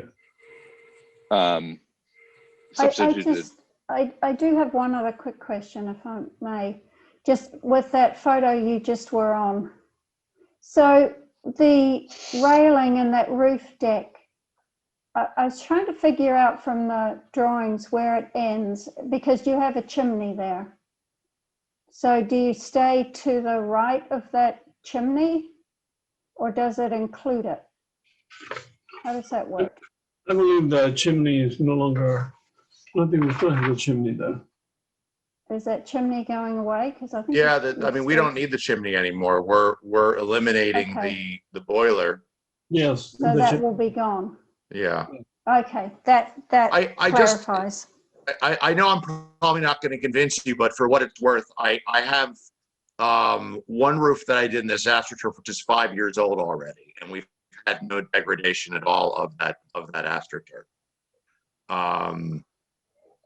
I think there's various grades of this stuff. What we're using is a high grade. We don't want it to degrade, of course. And also the I don't know. I mean, I think they have AstroTurf outside the high school on the playing field, don't they? I just, to me, adding that much plastic, I'm not a fan. I was glad to see that you went to hardy plank, because, you know, that's a much better material than any kind of vinyl. But yeah, so you won't convince me, but it is what it is. I don't think I have the authority to tell you you can't have it, so. All right. In the service of you know, I think we've looked at this pretty closely. If there are any other comments on the board, I think I a moment ago started describing just kind of the basics of what we're looking at and what we would be approving here. Unless anybody has any more objections, I think we could probably move towards a motion kind of carrying over the conditions from the last approval. I'm assuming this is a new BAR approval because, you know, there's no BAR amendments, right? So this is just a new BAR approval. But I would want to be able to incorporate, however we do that, the conditions from the last go around regarding material and finish. I think that's where we are, unless any staff, or Amanda or Jaime, if I'm missing anything on that. That's a good idea to reincorporate the prior conditions. I'll make sure that's in the resolution. And I know you already had a public hearing on the site plan, but do you just want to see if there's anyone here from the public on this piece of it? Yeah. So can we just have a motion to go to public hearing on the BIR review here? Motion to go to public hearing on BAR. Second. Michael Aronson, second. Objections? With no objections, that passes through unanimous consent, and we can go to public hearing. And do we have anybody in the public to talk to the BAR issue here?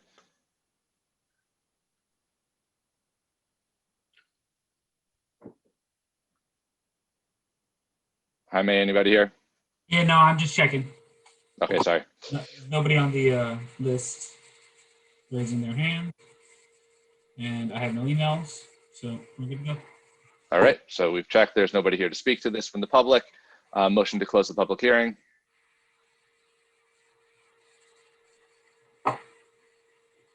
Bobby Bowker making a motion to close the public hearing.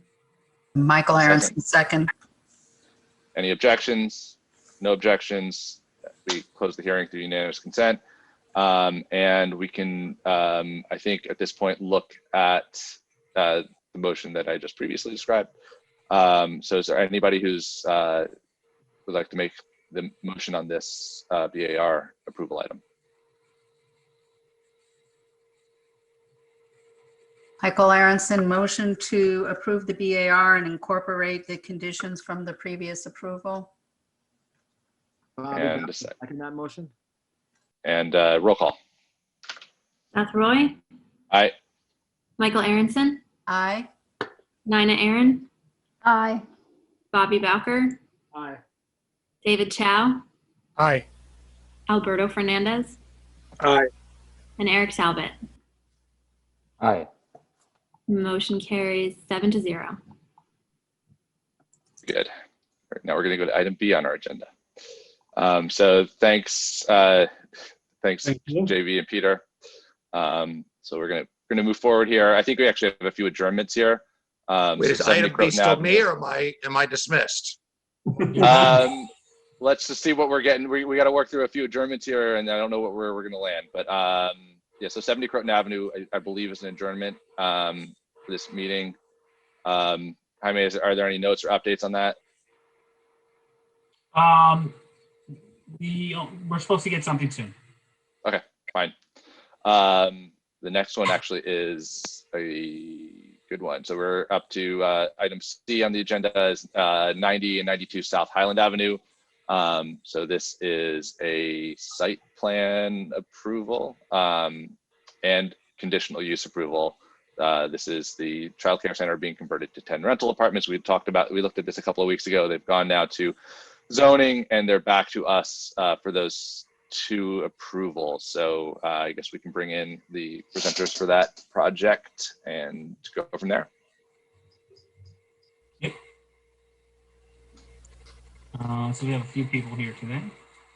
We have Benedict Salanitro. He's an engineer for the project. We have Greg DeAngelis, the architect for the project. And we also have Howard Milbert from the OCC. I don't know if he's just here to listen. We did have Stephen Jones here earlier. Anybody know what happened to Stephen? Steve should be on. He might be on a different name. Let me see. He was here. We have a RECT6B03W13, and then we have a phone number 917-414-0787. I'm texting him right now. Yeah, he was here. He was here earlier. I know that. Yes, yes. He's here. Maybe he could raise his hand. He's just calling. Let me see.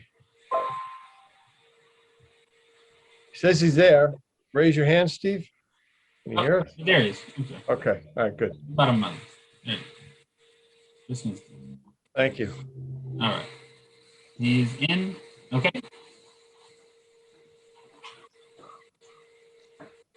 Right, take it away, guys. Steve?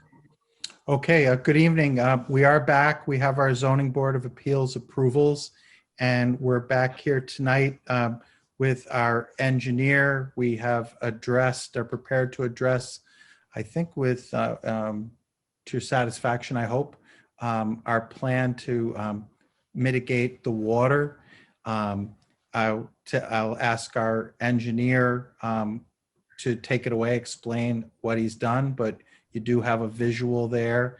And in essence, boiled down, we want to keep the water at 90, on 90, provide an on-site solution so that the topography that goes downhill to the south toward Everett, the Everett neighbors who've been before you prior, won't see the water from 90. And 92, which is the southernmost property, there's also, Mr. Salanitro will explain the solution, a multi-part solution there that should address the issues raised by the neighbors. Benny and Greg, if you'd like to take it away, thank you for helping with this. Sure. My name is Benny Salanitro, engineer in Mamaroneck. I was asked to come up on board with the team to help with the comments that the neighbors addressed at the last planning board session. The scope of the project, as I understood it, and I believe it's been confirmed with the village staff and professionals, was to provide stormwater mitigation from existing flows that were leaving the property and potentially creating issues for abutting neighbors. So after a reconnaissance survey of the 2 properties, I did recognize some sheet flows that could be managed in a better way, diverted away from going from 90 to 92 And that was on the 90 side, was the capture of existing roof leaders and gutters that were discharging onto 90. And the plan proposes at this point schematically the opportunity to capture and redirect stormwater flows from a good portion of the roof and keep it on that particular property. And as we move downhill towards number 92, we examine the same criteria, which is to capture whatever stormwater is leaving the site or potentially leaving the site, capturing it with piping and dry wells. So when we looked at the combination of the removal of existing impervious areas and creating pervious surfaces, we were coming up with some nice numbers. So for example, on the existing imperviouses to be removed, it was over 6,200 square feet, which is substantial in itself. And then the capturing runoff from existing roof areas, just under 1,300 square feet. But then also looking one step further at the stormwater mitigation opportunity, where the two homes on Everett that abut the driveway exit and the property itself, there's a paved surface there where parking exists today. There's no change proposed for the parking layout. However, we decided to look at an opportunity to intercept some water and essentially creating a dry well system for the water to collect, dissipate some of the energy because of the slope of the pavement. And we believe that with all of those actually four mitigations for both sites, that the stormwater flows would be dramatically decreased.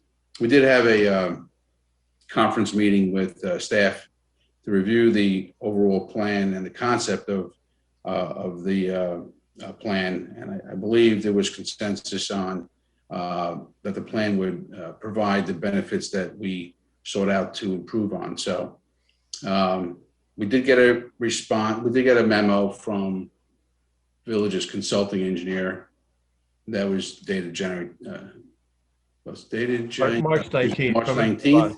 Yep. And the general comments are acceptable with respect to what we need to do as the project progresses. And we feel that we would be able to meet those requirements as set forth. I'm here to answer any questions, but I think it's the overall concept plan. It's more than a concept plan. It'll be a plan that will be implemented to provide a function and also to relieve some overland flows that the neighbors may be experiencing from the two properties. And Benny, if I can add or just kind of restate, I mean, I think we already were removing a significant amount of the impervious rubberized asphalt play material, play surfaces.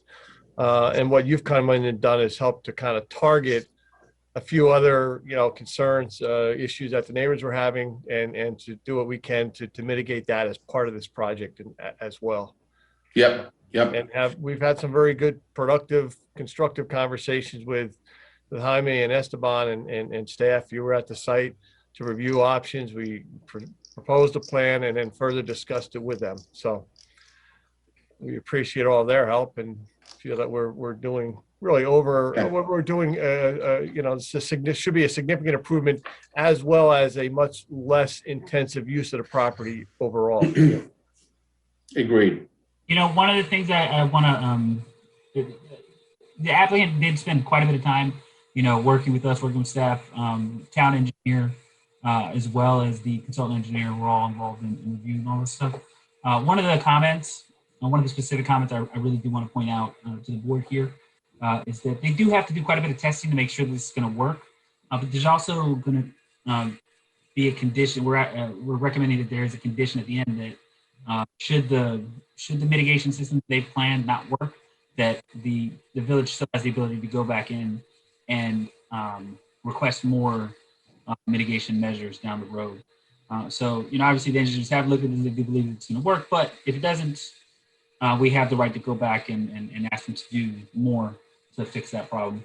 And that's kind of a key piece, considering all of the concerns that the neighbors have raised. We do want to make sure that they are, that they are being, dealt with adequately, at least from our side of the village.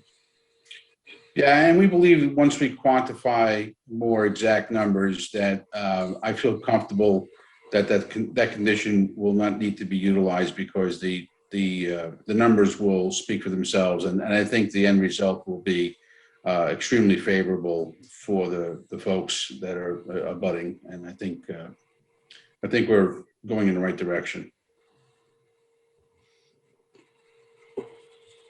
We just look at I'm just kind of curious about the parking lot. You said something about a dry well being added there, and there's, I just want to see where that gravel Yeah, pipe is. Both dry well systems will be in the new lawn area. They will not be in the paved portion. There is a bioswale, which is at the terminus where the abutting properties join. That is the infiltration bioswale. We call it that. It's essentially a deep trench, gravel trench that would dissipate, the energy from sheet flows that go from the high side of the parking area to the low side. So the normal, or the current drainage pattern is not intended to change.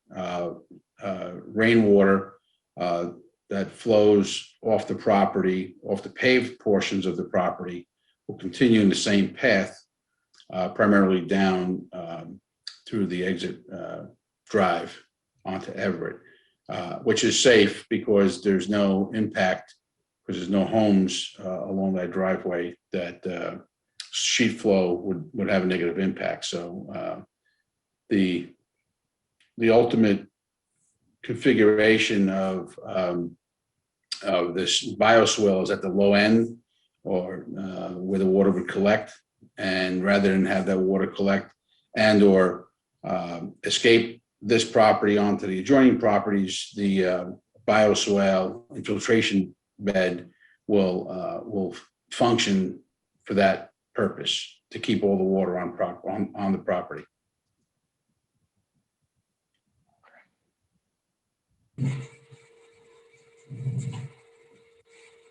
I know, while we're talking about the site plan, we spent a lot of time on drainage and talking about that. There are also some parking issues that we looked at. I know there were the 3 parking lots that we asked to be kind of made of a pervious material. So is that, how is that kind of finally resolved? Oh, since there's no mechanism for land banking in Austin, we've agreed that we would just make those permanent spaces, but use some kind of a pervious pavement material, so we don't add any more to the impervious surfaces. Okay. And do we know what that material is, or has that not been finalized yet? Hasn't, Benny, you may have a suggestion. It hasn't been finalized. We're going to try to leave it gravel, just because it's the most flexible of surfaces for water to percolate through. The alternative to that would be a product that's known as FlexiPave, which is a recycled rubberized material, not dissimilar to the play material, the play surfaces that are being removed. The only major difference is that it's 100% permeable. So it would, that is the other alternative, or pervious pavers.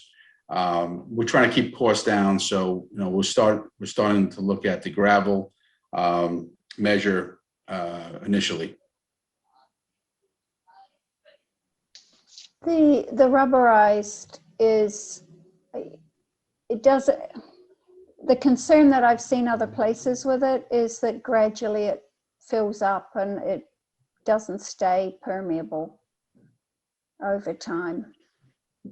Yeah, so the concept of permeability is relatively speaking, you have to maintain it. So the systems require vacuuming of the fines so that the pores remain able to have water penetrate.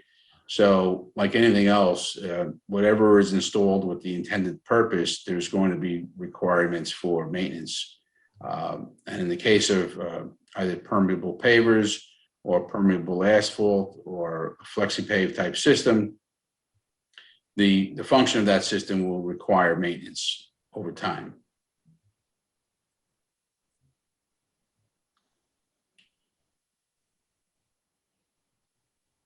Other comments from the board on the site plan?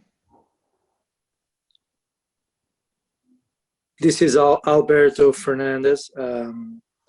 I think I'm glad to see you going the extra mile on this, and I think your plan will work. I like it. Thank you. Thank you, sir. Thank you. Thank you. Great. Unless we have any other site plan comments, because while we're talking, I think it would be a good time to go to public hearing on the site plan item. So can we have a motion to do that? Nina Aaron, motion to open to public hearing. Michael Aronson, second. Any objections? No objections. The motion passes through unanimous consent, and we are now in public hearing. So Jaime, do we have anybody here from the public who would like to speak to this project? No one is raising their hand. And let me check my email. No emails. So we're good to go. Okay. All right, motion to close public hearing. Nina, Motion to close public hearing. Nina And a Aaron, second. second. Any objections? And no objections, so it passes through unanimous consent, and we've closed the public hearing. So I guess on the issue of the site plan, do we have any other questions or comments from the board before we look at moving this one forward? I do just wanted to echo what Alberto just said, as far as appreciating the effort that was made here, because I know there was a lot of folks from the public showed up last time to speak to this project on this particular issue. So thank you for that. Thank you. You're welcome. Yeah, I would agree with Seth and Alberto. And I do also really appreciate it. I think the neighbors are going to greatly appreciate it. Absolutely. For sure. Thank you. Okay, so do we have a motion on the site plan? Michael Aronson, motion to approve the site plan and conditional use approvals. Nina Aaron, second. Can I just quickly make sure that any approvals you make are conditioned on the applicant merging the lots? I know this is something that the zoning board. We do have a raised hand also. Okay. Okay. I apologize. We have a raised hand by Howard Milburn. Okay. So so we're out of public hearing. Can we just procedurally? If you want to reopen the hearing, that's up to you. I also just note that you haven't really talked about the conditional use aspect of it. So if you want to move forward on the site plan and then have a separate public hearing on the conditional use permit. Yeah, because I focused that specifically on the site plan with the intent to have a conditional use discussion after. So it kind of separating out those issues.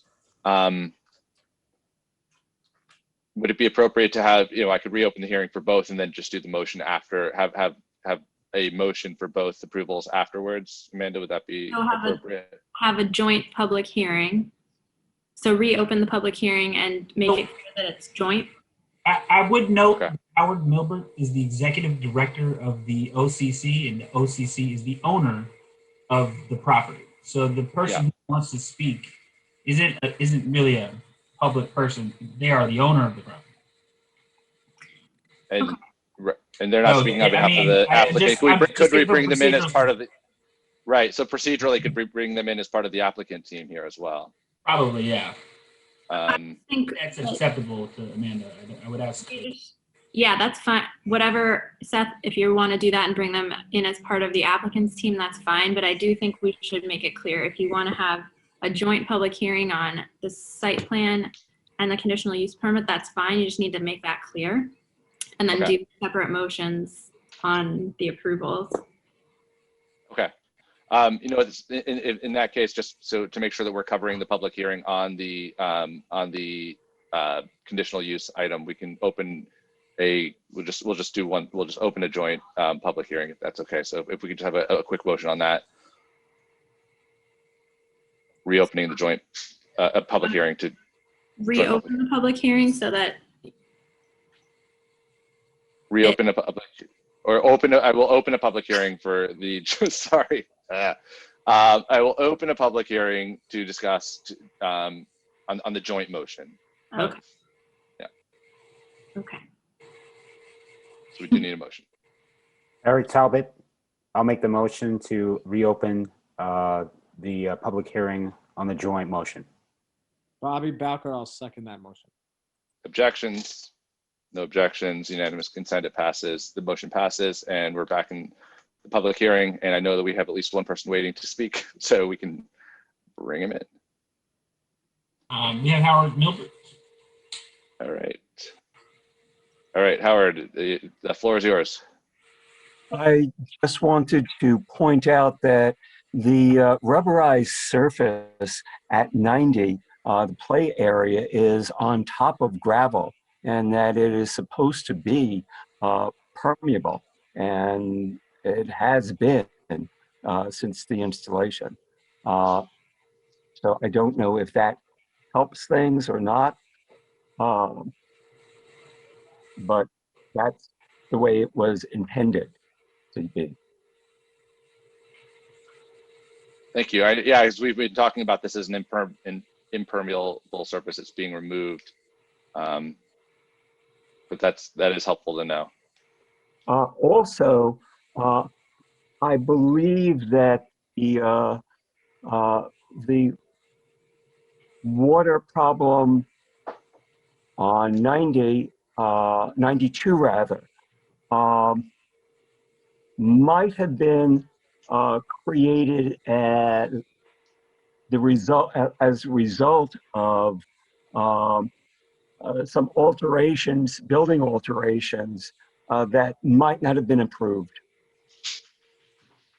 Building alterations at 92 or?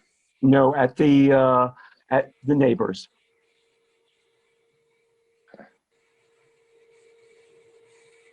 All right. Any other questions or comments? Board members? I have a comment. We're hearing this from the owner for the first time in a public meeting tonight. I have a question as to where that leaves us. If the suggestion is that these surfaces, which have been talked about as in need of opening up a lot of surface area before this board, need to be opened up and removed in order to address the problems. I think it throws the whole plan that we've been working on into question based on these comments as to what we're going to be asked to do and what's being approved. I'm baffled why this is happening. So I would say that with respect to Mr. Milbert's comment, keep in mind what is in front of the board is what is being proposed by the applicant, and the applicant is proposing to remove those surfaces under the presumption that they are not permeable right now and replacing them with grass, which is fully permeable. So his calculations assume that rubberized surface currently that water does not pass through it, and by removing it and replacing it with grass, it will increase the pervious surface. The calculations have been made off that. So regardless of whether those were supposed to be permeable, the assumptions that were made in the plan still fit. The zoning board approvals still fit. And everything else, I believe, is still just the same. So in relation to the neighbor's property, obviously, it goes without saying that whatever the neighbor is doing at another property off-site has nothing to do with these plans. Okay. Thanks, Jaime. At this point, I don't know, honestly, at this point, I don't know what we're proposing at this point. Greg, this is unbelievable. Well, it is. And Mr. Milbert has counsel, has brokerage to inject this into the meeting at this point tonight. I have no idea what to do next, except that I really question our ability to go forward with this project at all. I've had it. Okay. The one thing I would say, Steve, is that we don't have any information, and there's no records in the town, the village. I don't want to do this in front of a public meeting. We know that there are no records. Yes, so I was. We know that the Ossining Children's Center paved over the parking lot. We know that they put these surfaces on. And all these surfaces on that are now being called pervious, perhaps, maybe. And we know that there is said to be a substantial water problem that we've made a good faith effort to address. But I'll be darned if I'm able to go forward like this. Do we ask for an adjournment then? Is that what? And with multiple professionals working on behalf of the Ossining Children's Center, this performance of coming on with like this is utterly unprofessional.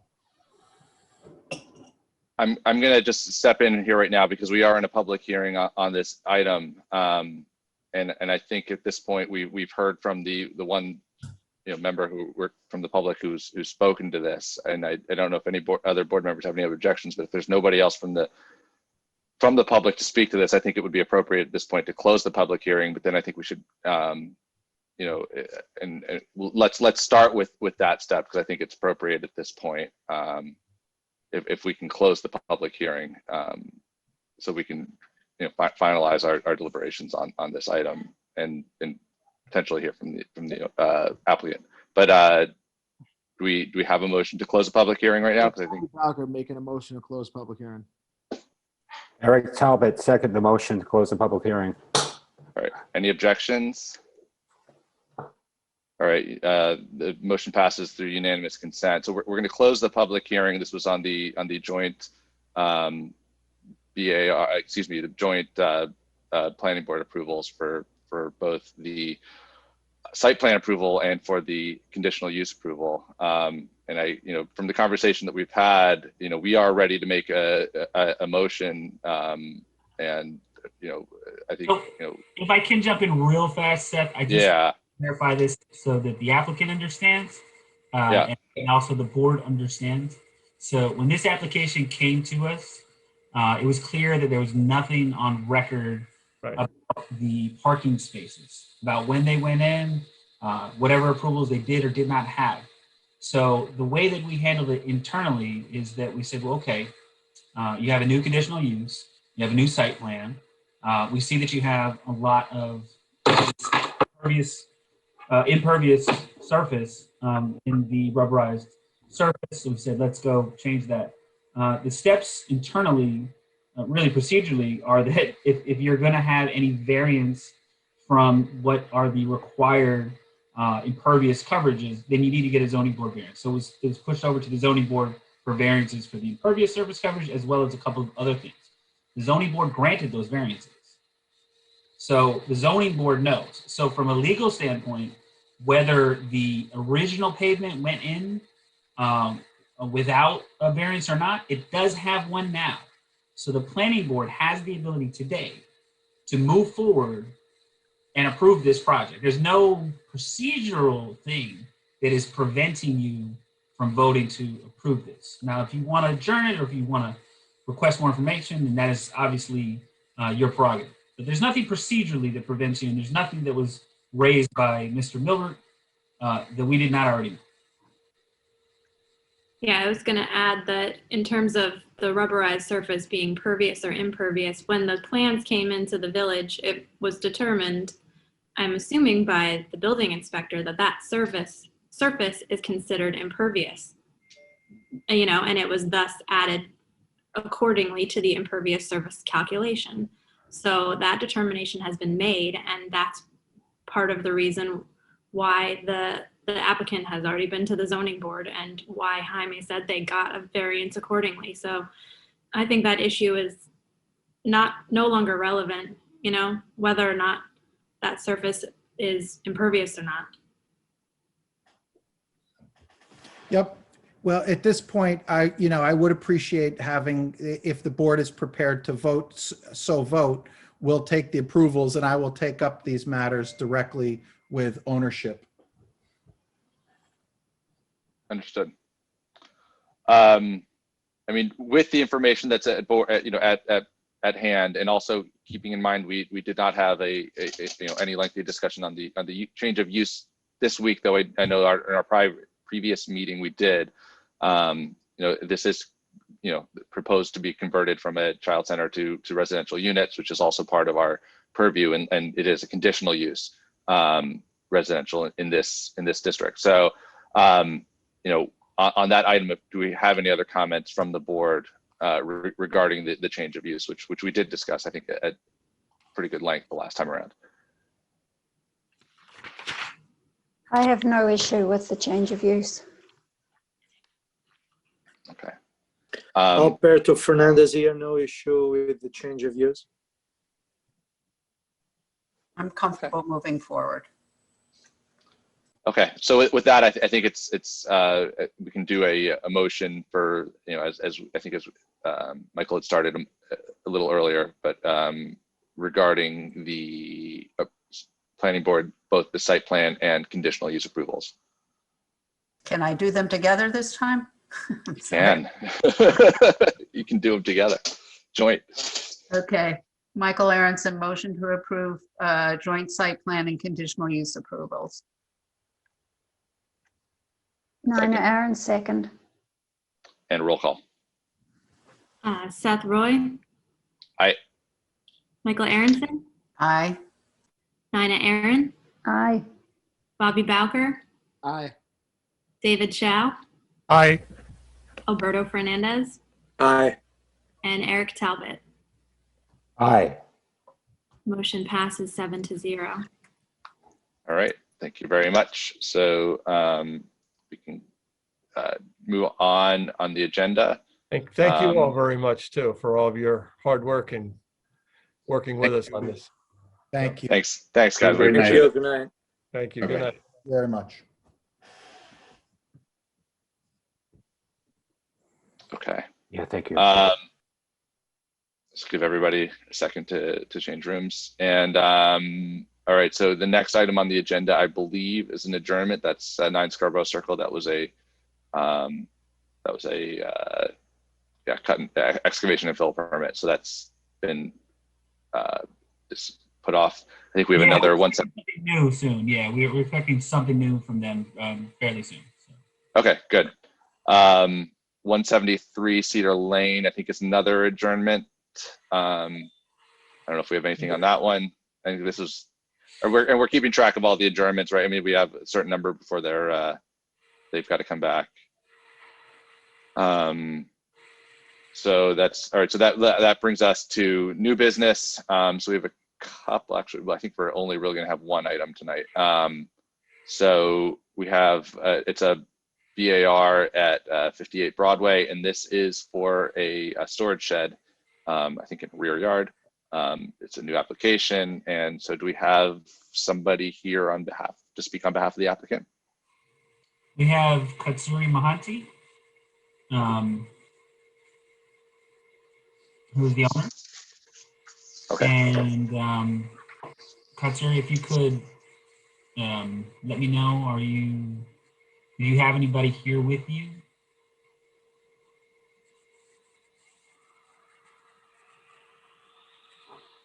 Your hand is raised. You're a panelist now. You can speak. Okay. So yes, Wendy should be on a screen, I believe her email is wendy@tifara.com. I have let me see if this is Wendy. She did say she will come on, so. Yeah, okay. I've promoted RCT 6B03W13. I'm not sure who that is. No, her email would be wendy@tifara.com. No? Okay. There's no Wendy. There's Oh, only okay. this one, which is not any, it's just a random number. I'm not sure who it is. Let's see if I can get Well, if Wendy, if you can hear us, raise your hand.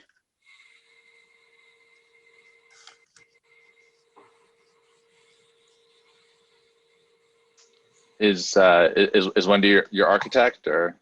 Hello? Oh, there she is. Is that Hello? Wendy? Hey, Wendy. Hi. Me and Wendy know each other from a previous life. Am I there? Okay. All right. So I can present the job. I'm the owner of 58 Broadway, and we are planning to add a accessory building at the rear of our yard.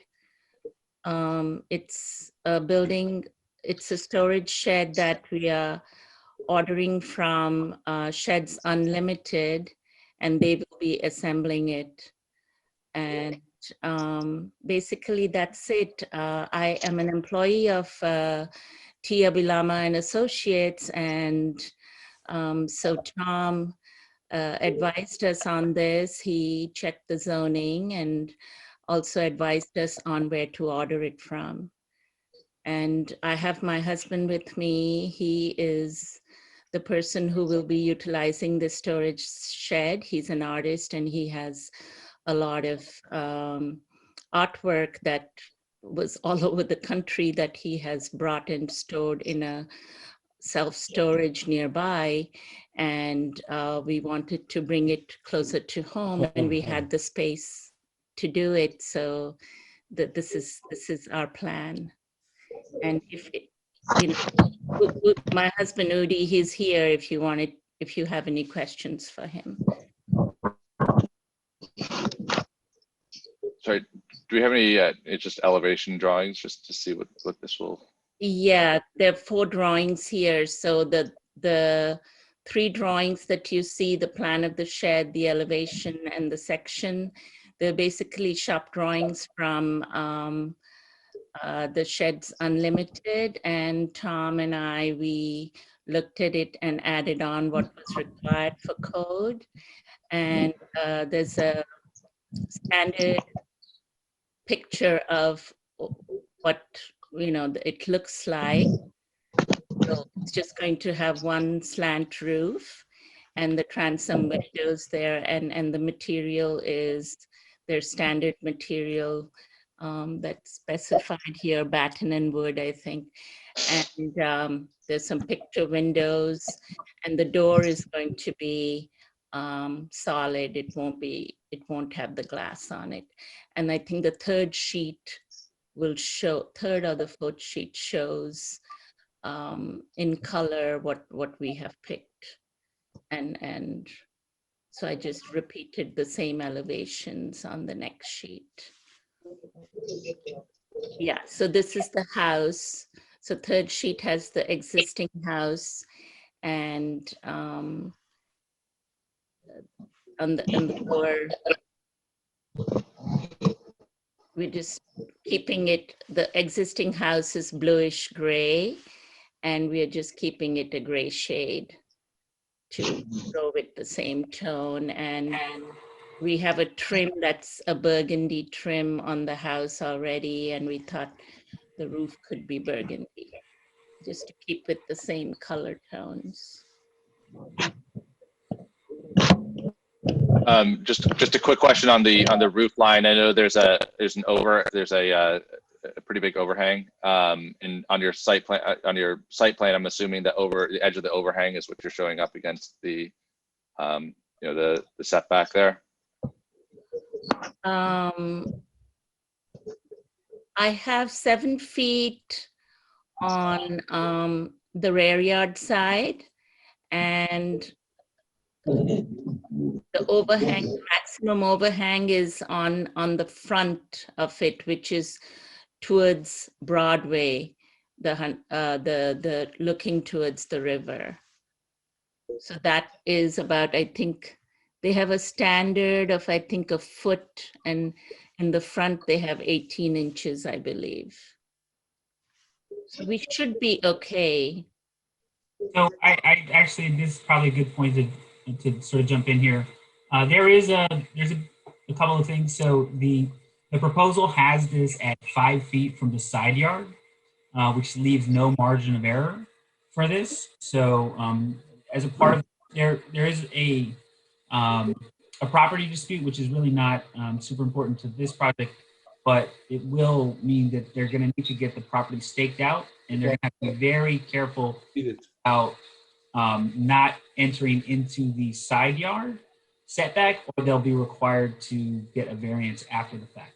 So it's really important to be careful whenever, if the board does decide to approve this, that during the construction phase, that setback is maintained. And also just to acknowledge that the requirements of the building code is that they're going to have to get an as-built survey. That's not this project, that's just every project. We, on Tom's recommendation, we had it staked out, and he staked it out also. And we have measured 5 feet from there, but we can move over another feet. We have more than 5.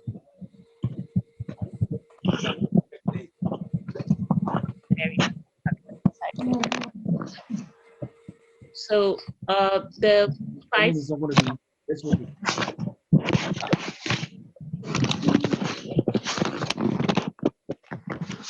There's some background noise. It's making it hard to hear. Yeah. Yeah, go ahead. Go ahead, Katsuri.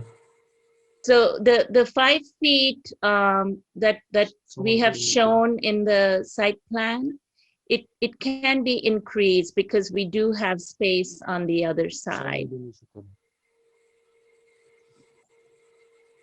Board members? Michael Aronson, I didn't get a chance to get out to the site, so I'm just not entirely sure. Is this, when I Google mapped 58 Broadway, it looked like when you're coming down Broadway that a lot of brush on the side. Sort of, I can't tell who the property belongs to, but would this shed be seen from the street? No, I can answer that probably. So from it's behind the house on the Broadway side. It's sort of fronted by Broadway on 2 sides. There's a lot of trees on the property on the lower end of the property. On the frontage, sort of where the front of the house is, you wouldn't be able to see it because it'd be behind the house. On the Independence Avenue side, there is a property in front of it, and then you still probably wouldn't even be able to see the top because there is an elevation change. That's kind of about to measure it with the height of the proposed shed. So you probably won't be able to see this unless you're in one of the adjacent houses sort of looking into the property. That's correct, yeah. I would also mention that, the property owners are perfectly within their right to request placement of something within the setback.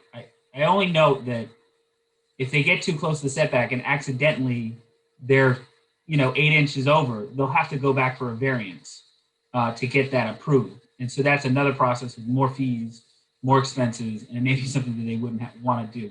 So from a construction standpoint, they just have to be really careful that they don't move it into the setback requirements. It's not really, I don't think, Amanda, correct me if I'm wrong, I don't know if it's the planning board's purview to say, hey, we think it looks better over here, per se. Well, this is just a BAR approval.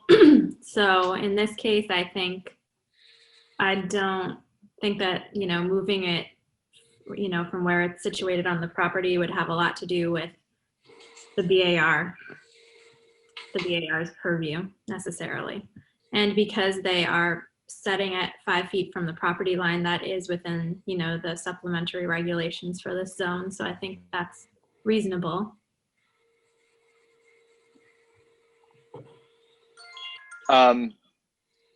Okay, so this is the Google Street View. Yeah, so the house is actually right here. So, you'd have to be able to see through the tree. There's quite a bit of an elevation change here as well.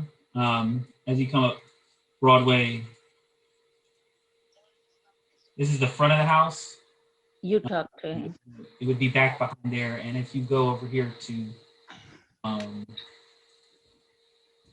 Independence, which Can't go down. I don't know if I can go to Independence. Let's see if Google maybe never went to Independence. They don't do cul-de-sacs. They've never been to Independence, so I can't get you a shot from Independence.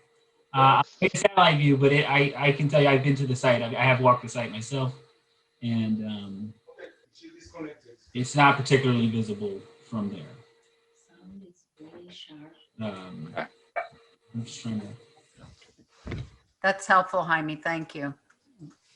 Yeah. You want to say something? Yeah. Okay. Yeah, that's good. Any other? Looking at this, considering that it's not visible, any other kind of board comments on the the design or anything else that we want to say regarding it? BAR on this. This is Alberto Fernandez. I believe that if the laws that are in place for sheds are followed, the shed looks great. It's a good looking shed. I think I'm for it. No issues here. Yeah, Bobby Balco, I agree with Alberto. It's going to match the color of their house. Aesthetically, it looks good. You're not even really going to see it from public spaces. I have no issues with it at all. I agree with Alberto and Bobby. I don't have any issues. Same here. Great. So I think we need to open a public hearing for this. Can I have a motion to go into public hearing? Eric Michael, Talbot. Oops, go ahead. Oh, I'm sorry, Michael. Go ahead, Bobby. Oh, no. Eric Talbot, I'll make a motion to go into the public hearing, please. Bobby Second. Balco, I'll second that motion. Any objections? No objections. The motion passes through unanimous consent. We're now in public hearing. So do we have anybody from the public? I do see one hand that's up to speak to this application. I'll take it.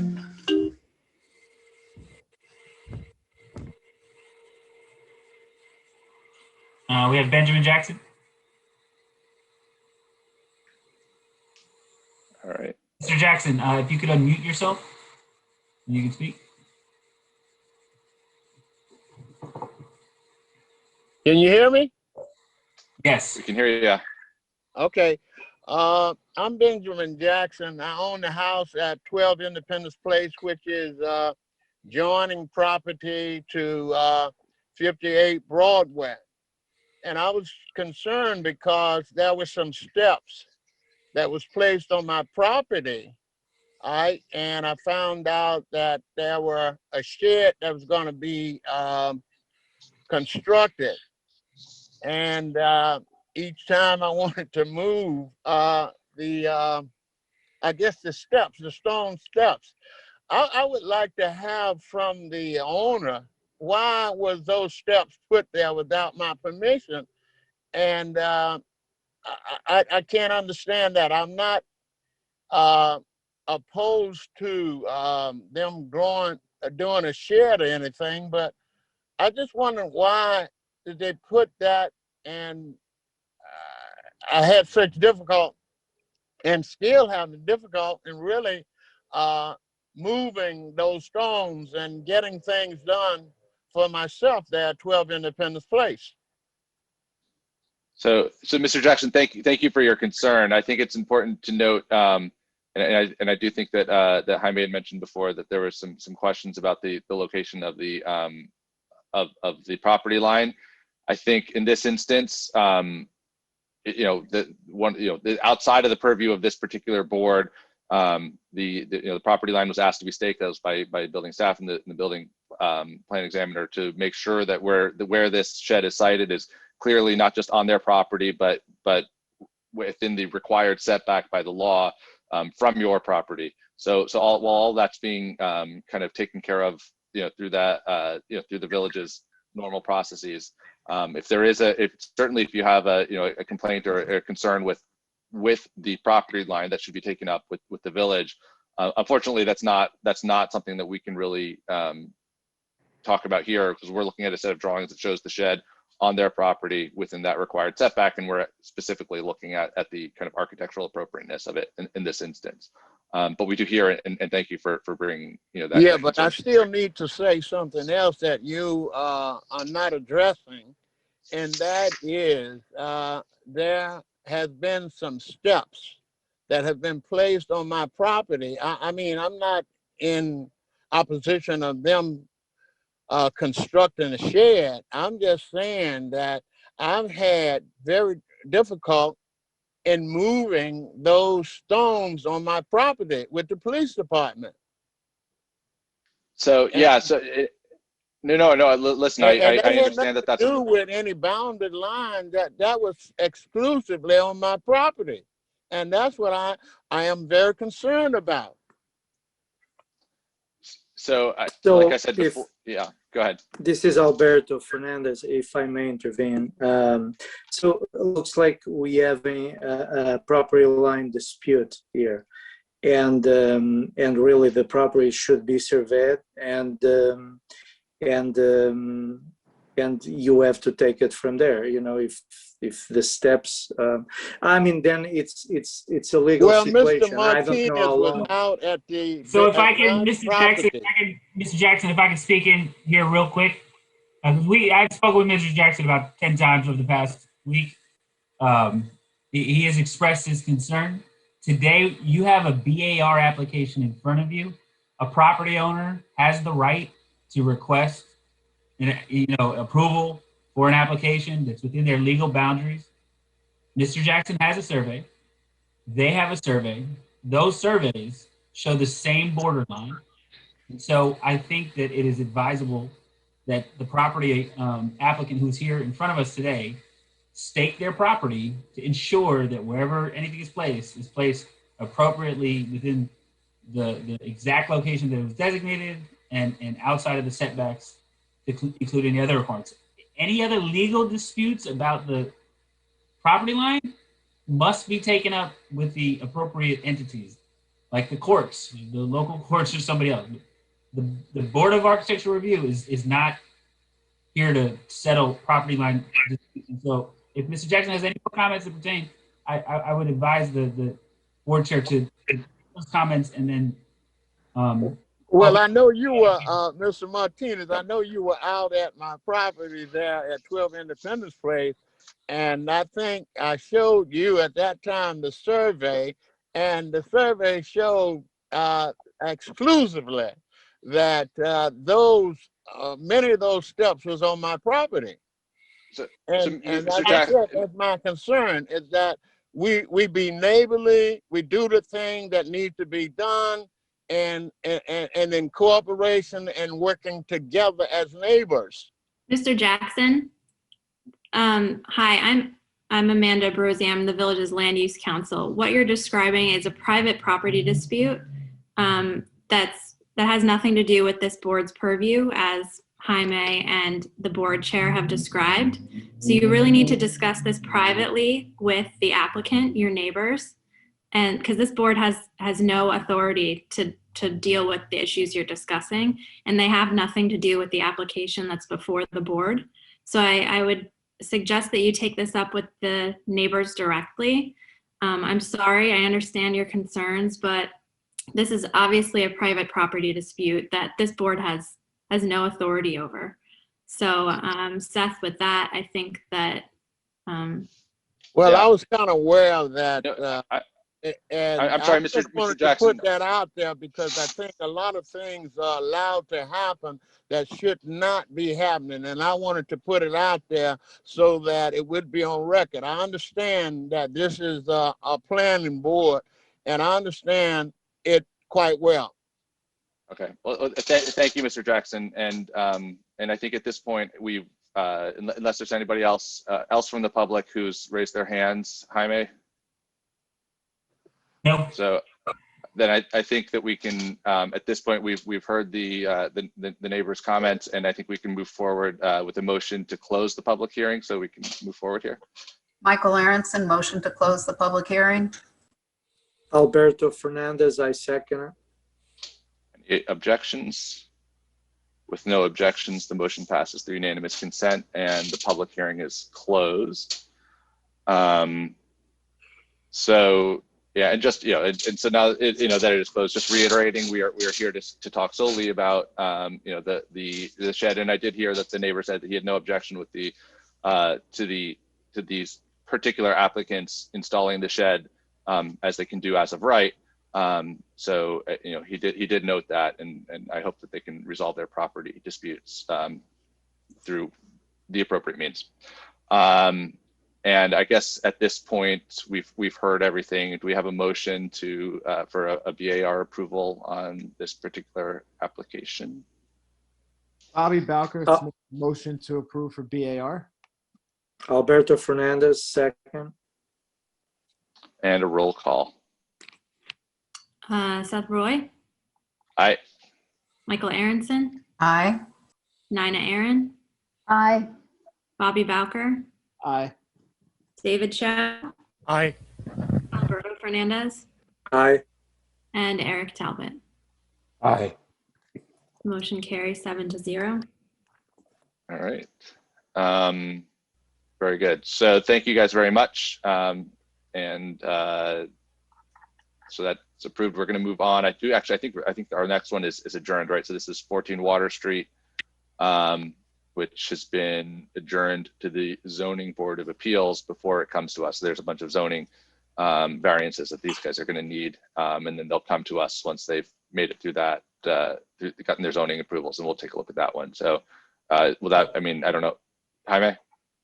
Yeah, no, that's 100% correct, what you just said. Okay, very good. All right, so I think with that, I think we're good for tonight. We will be back Thursday night for a work session to go over everything that was presented to us before, and that'll be our opportunity to begin to formulate our recommendation to the board. You do have a hand raised by the previous applicant, Katsuri Mohanty. I sort of posted it before. Okay, and is it appropriate to take that back in real quick? Just procedurally? Okay. We can ask, yeah, sure. We can bring her back in for a question. I think it's just in the comments. She's just saying thank you. Yeah. Oh, okay. Yeah. Very good. Jamie, do we have to approve minutes? I don't remember. I think we did last week, actually. So we can do that. All right. So can we have a motion to approve the February minutes? Michael Aronson, motion to approve the February minutes. Alberto Fernandez, I second it. Can we do that through unanimous consent? Yes. Amanda? Yeah. So any objections? With no objections, the minutes are approved through unanimous consent. And I think that's it for tonight. So I guess we can have a motion to dismiss or to adjourn or to close the meeting. Anyone want to make a motion? Motion to close the meeting. Bobby Bowker. Alberto Fernandez. Bobby seconded it. Any objections?